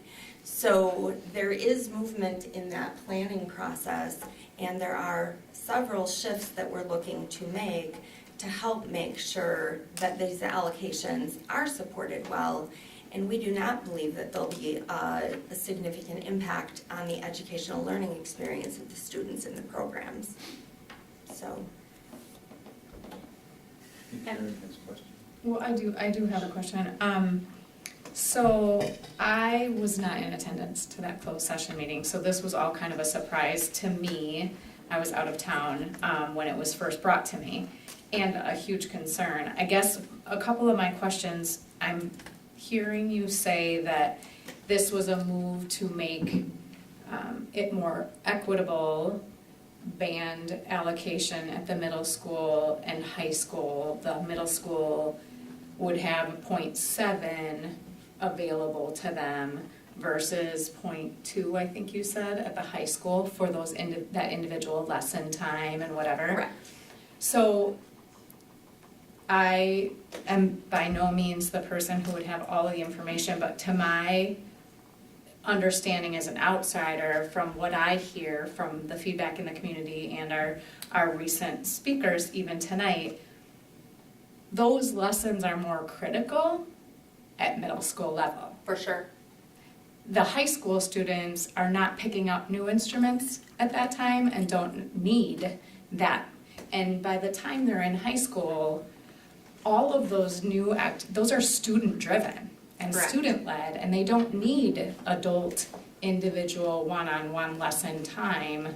So I don't know that we can say, we need to make this equitable because the needs are not the same at the middle school versus the high school level. There's two different pieces. One, that it appears it's been a long time since the current music team was brought together by anybody at our leadership level to look at what is appropriate curriculum and how many, what should happen in lessons. And I can give you just as an example from my own experience in a variety of different places and serving on the WSMA group and now serving on the WMEA group. Some people would argue, and I'm typically one of them, although I don't rule the whole world, that really every child in band or choir or orchestra should get an individual lesson at least once a week, starting in 6th grade and moving all the way through 12th grade, because that's where your individual instruction and differentiation, and even more importantly, that's where your assessment happens. So that's like one view of music curriculum that would say we need that all the way through. Others would say, well, yes, you need that, but you don't need it that often. You can be more flexible. Others might say, you don't need to do individual, you can do small group or ensemble. But those are all separate from some of the smaller student-led groups that you're talking about. This would be part of the core curriculum. What are we learning in music? How are we supporting the standards? And those lessons drive that. You can also have individual ensembles, especially when you look at something like West FlexMod, where you can have student-led groups. You can certainly vary your instruction around things like solo and ensemble. Again, some districts would say that's a core piece of the curriculum, and at a certain point we move to that, and that all happens during the day in your music classes. Others would say it's optional, and if you want to do that, we can work on it in some of your lessons, or you can work on it in other places. So there's all these different ways to go about it, and one of the things we learned in working through staffing the last couple of years is that we probably have as many different views on lessons as part of the curriculum as we do music teachers in the district.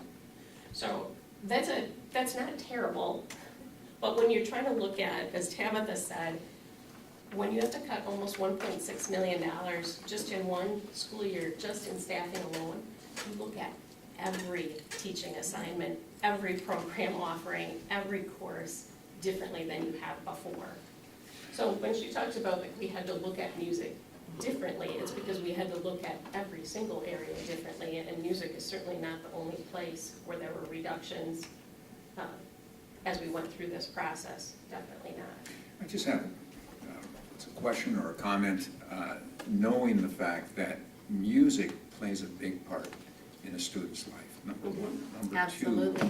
Number two, students that excel in music usually excel in math and science as well. Because Academics in general. Absolutely. Academically in general. So when you're talking about reduction of our staff, how is that going to affect the student? I think we need to take a look at from the student's point of view. Are we hurting them by not having that individual, that 0.5 or 0.6 that we're talking about? Not there, especially when we talk about the middle school, because knowing that is they're learning the rudiments of everything right there. I mean, talking about math, you're talking about English, you're talking about science, and just continuing on. Music is the same, and one of the speakers today, very much, I remember my own daughter, moving from a trumpet to a French horn in high school, and that is traumatic. People might think, well, it's another type of horn, but the French horn is very difficult compared to a regular horn, a regular cornet or anything like that. So the bottom line is change. I don't want to hurt our students. Right. I'd rather pay a little bit more than hurting our students in this case, because academically, I think it's going to play a big part. Just my 2 cents. I'm just thinking about it. Jim, unless there's other questions, otherwise I've got a motion that I'd like to propose. I would just like to make one more point to Karen's comment about middle school needing additional time comparatively to the high school. This allocation that we talked about with the 0.2 at each of the high schools available for lessons and 0.7 at the middle schools gives double the allocation at the middle school level from a lessons allocation standpoint compared to the high school. Which I believe very clearly does recognize that new startup. The other thing has And to... that's after the reduction. That's after the So reduction. there's still twice as much lesson time at the middle school as the high school. even Correct. With the reduction. Correct. So it wasn't that we aligned them perfectly. We took them just to a point where they have double the allocation from a lesson standpoint. And so we do not believe that it is going to negatively impact the students. By doing this allocation, we believe that they will be getting very equitable experiences to our choral, which I don't know that there's anybody that would say our choral program is bad at the middle school level. I think they would say that it's very good, incredibly good, in fact. And our orchestra program similarly, because the allocation of resources in the current structure and band is very much aligned to the current allocation for both orchestra and choir. But we did hear that it will negatively impact students.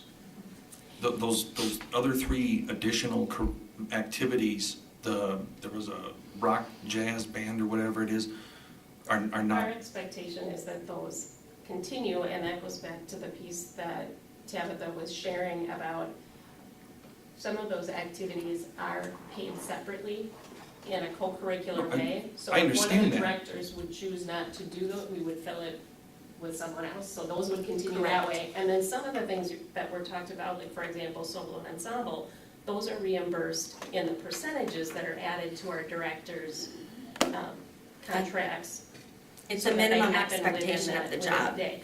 So I think there's some concern and some misconception about those things going away for students. Those are not going away for students because of the reduction. I think the biggest shift for staff is to figure out how do we schedule things like lessons differently than we have in the past in order to make sure kids still get those lessons that they need and still get the sectional work at the beginning band and then still get their full group.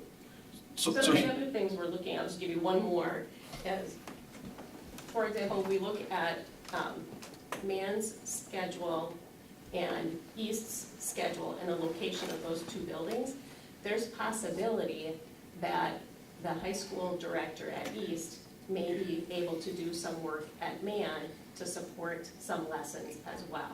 One of the other proposals that I think we had brainstormed, and then the teachers came back and said, yes, let's figure out how to pursue that, and other districts do this, is instead of hiring another teacher in a traditional teacher contract, you look at lesson support, and it could be by someone who's a licensed K-12 teacher, but it also could be someone in the community who has that expertise and maybe comes in and supports percussion, or if you have band director whose strength is woodwinds, maybe you look for somebody who has a strength in brass. And they wouldn't necessarily be doing large group, but they might come in and do some of that lesson support. But if So you we've just never said that formally there's, done that before. But it's previously you something said that there's twice as much time already, and even after this cut with lessons at Horace Mann. teacher time allocated. The teacher time allocated from Horace Mann to Wausau East. Why would you have to send somebody from East to Mann to make up for more lesson time? Because when we asked the teachers for what they would look for support, and we had talked about that as a possible option, they gave us a couple-page document of the things that they would like for support. That's what we're working through with the principals, and that's one of the items. So if I'm a band teacher and I'm not a percussion specialist, it would be super helpful if we could have somebody that's a percussion specialist come in just periodically to work with our percussion section. Those are things that districts all around the state do. It's a very small cost overall. It's certainly not having a full staff member in that mode, but it provides an even higher level of instruction support for students. Those are the things that we've been brainstorming. So when we ask the teachers to tell us, what are you looking for? We have that document. That's what we're working on with the principals in terms of how do we provide some of these supports to be able to make sure that our program is top-notch like it always has been. And we believe we can do that. So I've heard a lot of stuff that you guys have talked about, and I appreciate all the information. Quite frankly, this was all wonderful, and you guys, sounds like you have a lot of great things in motion to try to compensate for a lack of a half FTE or a half an FTE there. My opinion, I'm still landing on the fact that I don't see how this is not going to negatively impact the students.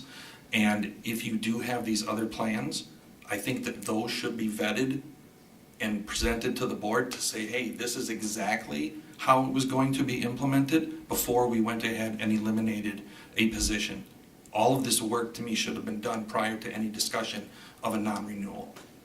So, having said that, I'm making a motion to reinstate Andrew Merrier into his previous position, the middle school band director, effective immediately. Second. Questions? My comment is, I think that the work you're doing and trying to find inefficiencies and getting things straight out is absolutely what we should be attempting across all facets. So that's great. It sounds like you had a good team effort going on. And I want to continue to encourage that type of thing amongst the staff. Band was phenomenal for myself as well. 6th grade was at the elementary schools in my day. So we had the traveling teacher, and we actually kind of practiced up front in the closet at Rivermount Elementary, where you go downstairs, so that was our practice area. And it's just as the speakers said earlier, the student may not realize it at the beginning, but it becomes quite a bit of who they are and how they can develop. I was not in favor of any of the changes and cuts that we had talked about previously at that meeting. The solo one, actually, because I like band. And I think we need every staff person here, and everybody has a spot at some point. And that's my only comment. But my question to you would be, if you can, not necessarily today, tell us about the idea and the plan for 2025, because I see needing 2 more people, because now you have 4 buildings, right? You got one for 10 to 12, one at 8, 9, and two others, right? And now we will have the opportunity to expose 5th graders to some beginning stuff, right? So. And just to piggyback off of that, that's one of my greatest concerns too, that we heard from the individual tonight, who we will lose from that position. And if that, I agree with Pat. I don't see how we're not really negatively impacting our students. We absolutely are at the critical time where they're foundationally becoming passionate about band. And I totally appreciate how difficult it must be to find places to try and recoup 1.6 or whatever $1 million in staffing. I can't even imagine how difficult that must be. I guess my concern is that the only reason we're having this conversation is because we've heard from both students, family, and staff saying it will negatively impact the programming. Otherwise, I wouldn't second guess any of it. And so I think that I just would much rather see, I'd much rather see those changes be found elsewhere, especially because this program is only going to continue to grow, and we're looking at these numbers, and this is like a quarter of our students across both buildings. It's a huge number of students that we know are also going to get the benefits of just an overarching, better academic experience because of band. So I Well, I can speak to the 512 planning a little bit. And again, just for context, the last thing I want any of you to think is that Tabitha and I are not supporters of music and the arts. And I've certainly advocated in my time as a principal and now as a director of secondary education. Both my children are highly involved in all kinds of music, and I believe it has set them up, especially my daughter who's now finished her first year of college, set her up for success post-secondary. I've served on Wisconsin School Music Association as a regional director. I serve on the Wisconsin Music Educators Association group. I was just appointed as their administrator representative for the next 2 years. This is something I care deeply about, which is why I'm so excited about the 512 conversations. And I think they're one of the best conversations I had early in this whole process of restructuring was watching one of West's small jazz ensembles at Whitewater Music Hall when Andrew Marrier and I stood in the back and said, we can do this for all kids. We can offer all kids these opportunities if we combine our schools, and we can create new and unique things that we don't even have now that would just enhance that experience. So when I mentioned before about all these curriculum teams that are starting work this summer, one of them is a secondary music group. So anybody interested in the 5th through 12th grade music experience for our students can join that. And Deb Foster, as our music coordinator, will facilitate that specific team, but it's like that's under the umbrella of all the others. They actually started some conversations in March about what could be, and they'll continue those later this summer, and then all of our teams will be meeting on every one of our professional learning and independent learning days, probably for the next 2 years, doing this work. And so we've talked about, just initially, about not only how do we maintain what we have, but what else do we want to offer? Do we want students to be able to start instrument or voice in 5th grade? If so, what does that look like? Do we want to offer additional opportunities, like some of the new classes that we proposed for this year, and we've got one of them is running. Yay. Do we want to offer different ensemble approaches? And my advice to the teaching group who's involved in this has been the same thing I've said at other districts. Build what you want, create, talk about this is the experience we want our students to have, and then this restructuring process will allow us to then staff appropriately for that. Where we're stuck right now is this 2-year in-between period where the state budget is what it is, and we still didn't get more, even with the veto doesn't really, it just would allow you to change revenue limits. It doesn't actually put more money there for us right now. So we're stuck in this budget thing, and it's like, how do we get through the next 2 years while we're dreaming of where we want to be in 2025? And I just wanted to say, and I certainly appreciate the expense side of this. I would be happy to sit down with you guys and go through the roster of staff and find an equivalent elimination that is not student-facing. I'm confident that we could come up with something that we know for certain would not negatively impact students daily. I don't think it's, so I'm going to make my comment since I haven't yet. This is an easy thing to vote for, so I'm going to explain why I'm voting against it. So one of the reasons we're here tonight is because we were told that certain things were going to be taken away from middle school band students. And what we've heard tonight is they're not. Some of them are part of the teacher's contract and they get 3% addition. 5 or 2. 5 or 2, and sounds like maybe one of them should be increased. If middle school has the same responsibility as high school, it should be increased. But so some of it's not going away because it's required as part of the contract and they get extra pay for it. And the other part, the co-curricular part, if the teacher doesn't want to do it, it'll be posted. Correct. So one of the main reasons we're here talking about this is because of those two things, and we've learned that those two things aren't accurate. At least that's what you're telling us. We also were told that there wasn't enough time for lessons.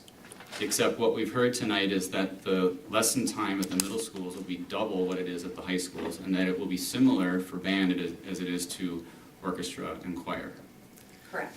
So that's a big concern that I have, that some of the main reasons we're here talking about this are actually not accurate, or you've given us accurate information. And then beyond that, when we talk about a position like this, I don't disagree that if we add an extra position to middle school band, that would benefit kids. If we as a board take $100,000 and say we want to add a staff member to our district roster this next year, we can put it in a place that benefits kids. And maybe this is the best place in the whole district. Maybe this is the place where it's needed the most out of the entire district. But maybe it isn't. Maybe there are elementary school classes that are too large and would benefit from dividing into 2. And we can make a bigger impact on students that way by adding an extra student there.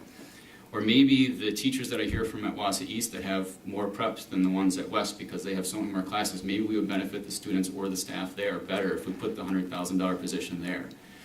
Maybe the reading intervention that worked at Rib Mountain so wonderfully would work at one of our schools that we see is struggling when we look at our academic stuff. And maybe that's where the $100,000 would be better spent.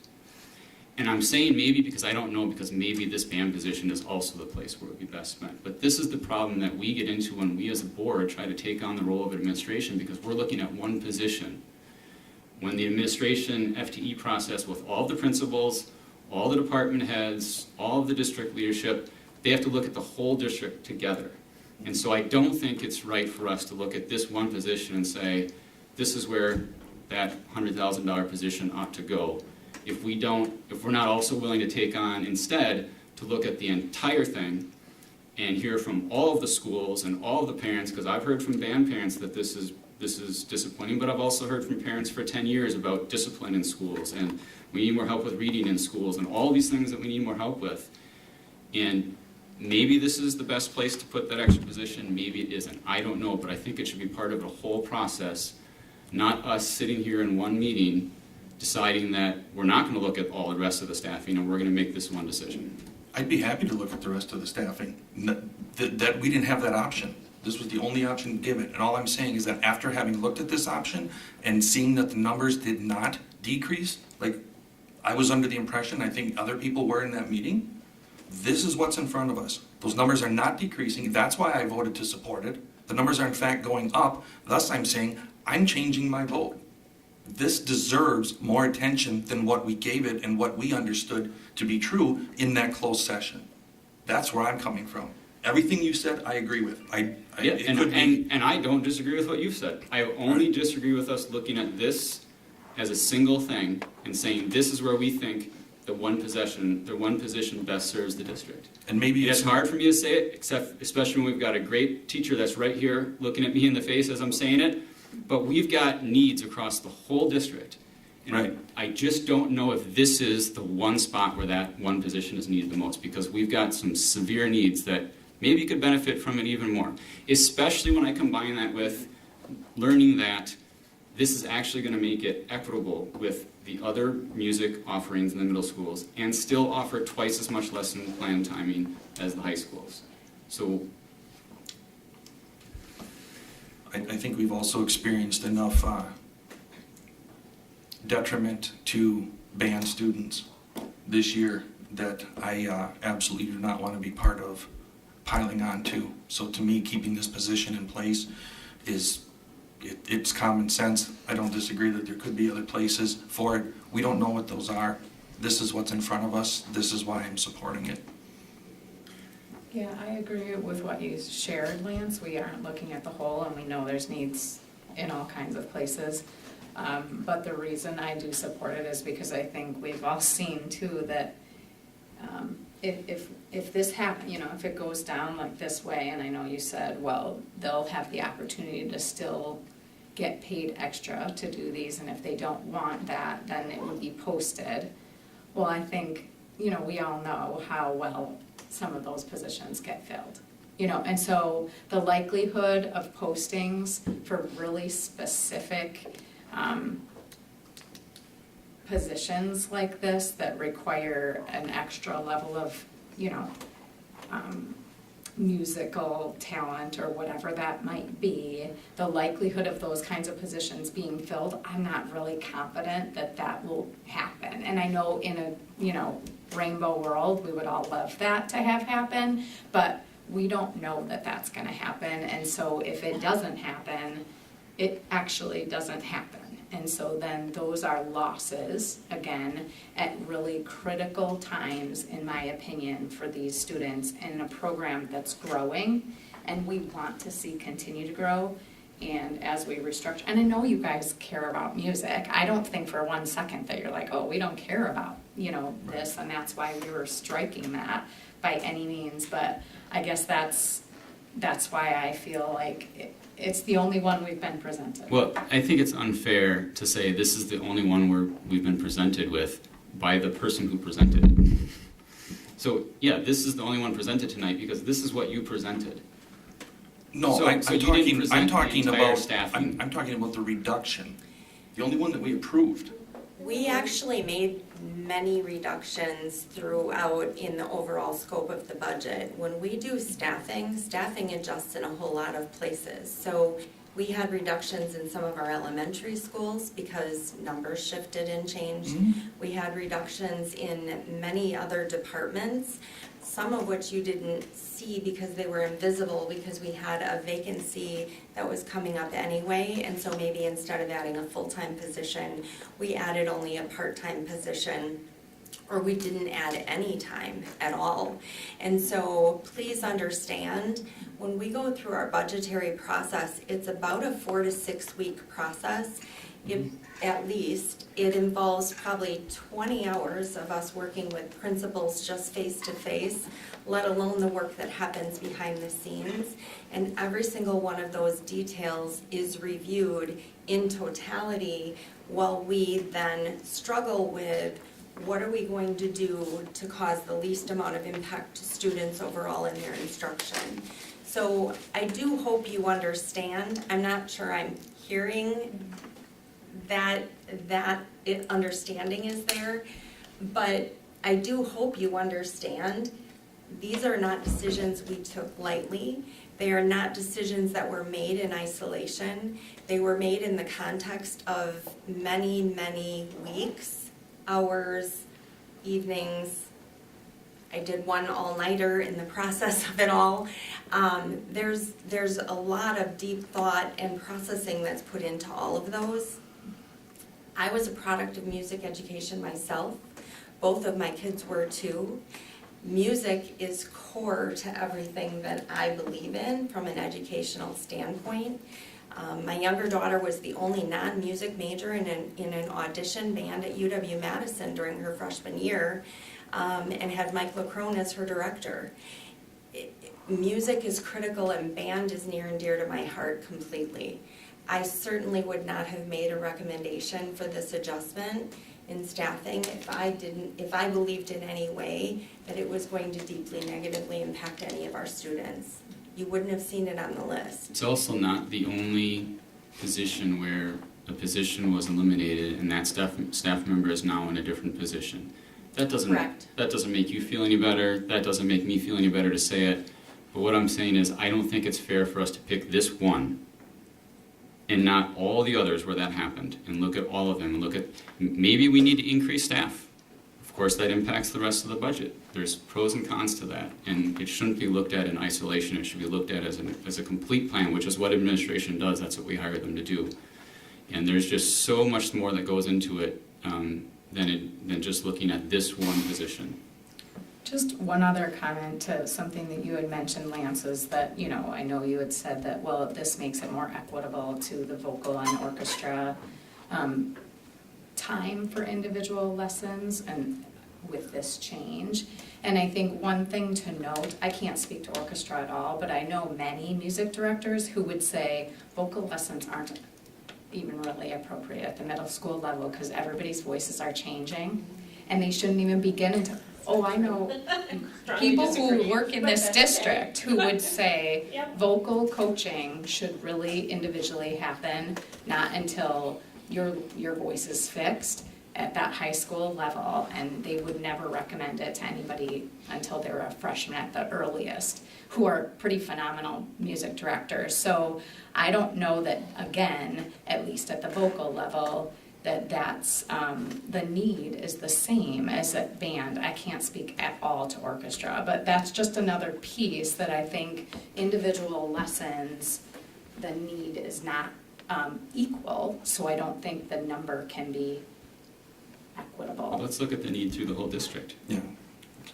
Why don't we spend $100,000 on a reading specialist at our school that's struggling the most with reading in our district? Then bring it forward. Well, because you can't bring individual things like that one at a time. You can if you want to have results like this where we don't stay on a budget that the administration has developed. Correct. So you need to staff the whole things. If somebody else has come to you and you've heard from parents, from students, from staff and saying, hey, I know what they're telling you, but this is going to negatively impact students. If you have a reading specialist position or a fourth grade gym teacher position that you want to advocate for, absolutely. That's part of our role, the way I see it. Well, you and I have both been on the board for a long time, so we've heard about discipline problems and academic problems, and so we know of all these other places where supports could be useful. Absolutely. And which is why I don't want to contribute to it by adding this one to the list in the next few years to say, now our band is suffering. If I may interrupt at this point in time. We can call the question. If I may interrupt, I'll have a comment here too. I appreciate what you guys have done. That's your job. Make sure we're falling under budget on that. I appreciate the fact that you've looked at a lot of different areas, especially with ESSER money that comes in and now it's going to start going away. You're looking at that. You've looked at the situations with the music department. Greatly appreciate that. This is not a negative towards you to have a board that is so interested in curriculum that we're willing to discuss this more than the 5 minutes that we had identified here. But talking about the importance of a subject, I've been in similar situations as you are right now, and I've looked at that as being a positive to have a good board that's going to be looking at these things.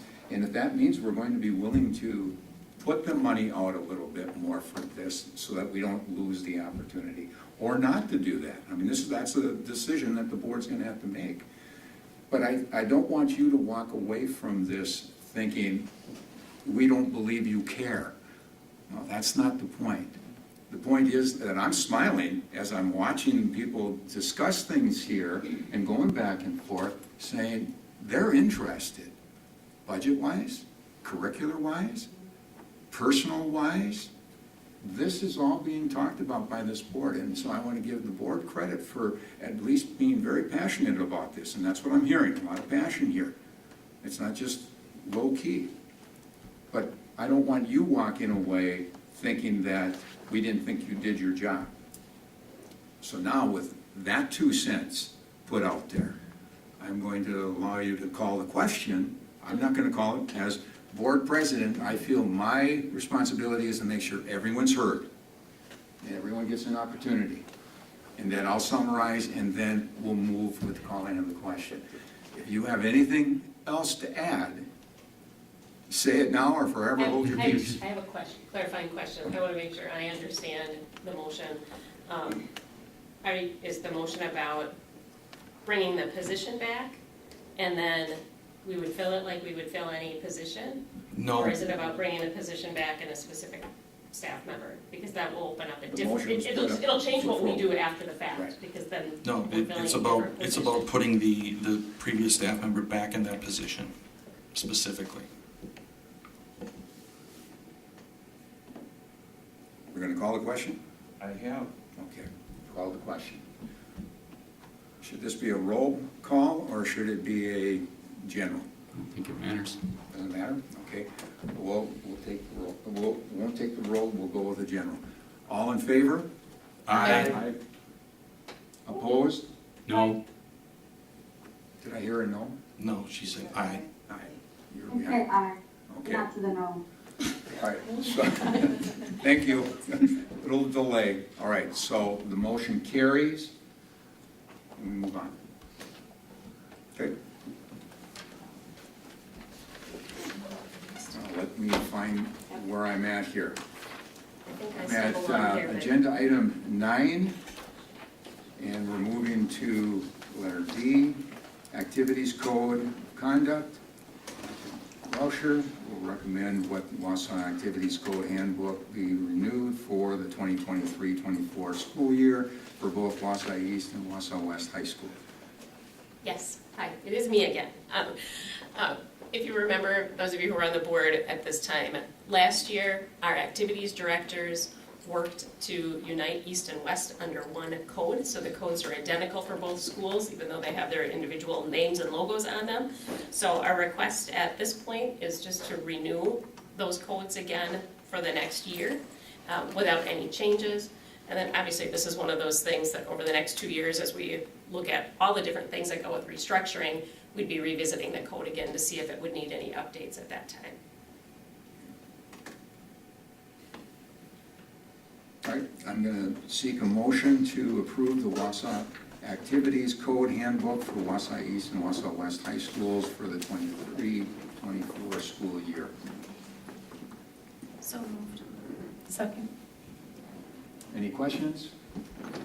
All in favor? Aye. Opposed? Motion carries. Thank you.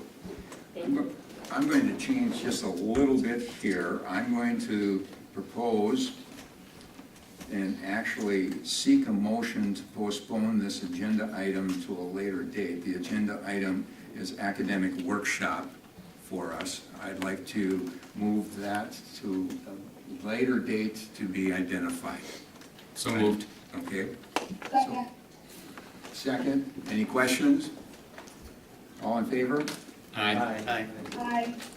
Opposed? Motion carries. Thank you. Professional growth development report by any board member? Anyone have any comment? Moving on to agenda item 10B, legislative liaison. Mr. Sillers? Yeah, my only comment is kind of follow up to what Dr. Ulsher said, that we now have 400 years worth of $325 per student. And the actual financial ramifications of that statewide, I think the state office is already, nonpartisan office to figure out budgets and fiscal impacts of such things. I think they've already done some work. I heard one report. So I just have to go back to, Representative Snyder's and Spiros's offices and Senator Tomczyk and start figuring out what, I guess, those next steps are. Because otherwise, we know we're getting something, but it's not going to keep up with inflation or anything else. Which is the key point I think a lot of people are missing is that it's not even current with inflation, so it's. No. So it's not something it isn't. to rejoice over if that's what it stays at. Agreed. Sorry. Otherwise, nothing else at this time. All right. I would like to reference the written board member liaison district activity report and ask that be put into. There was none. There was none. Okay, with that, I'm seeking a motion to adjourn. I guess I don't want to seek the motion too soon. Okay. Just in 2 seconds, I'd like to welcome Josh Vigu to the board meeting tonight. He is the person charged with taking Bob Tessa's Excel spreadsheets and making sense with them. So, welcome. Well, thank you, I appreciate it. No pressure. Yeah. No pressure. Nice to meet all of you. Look forward to working together. Welcome aboard. Thank you. Thank you. I'm seeking a motion to adjourn. So moved. Second. All in favor? Aye. Opposed? Motion carries. Thank you, everybody.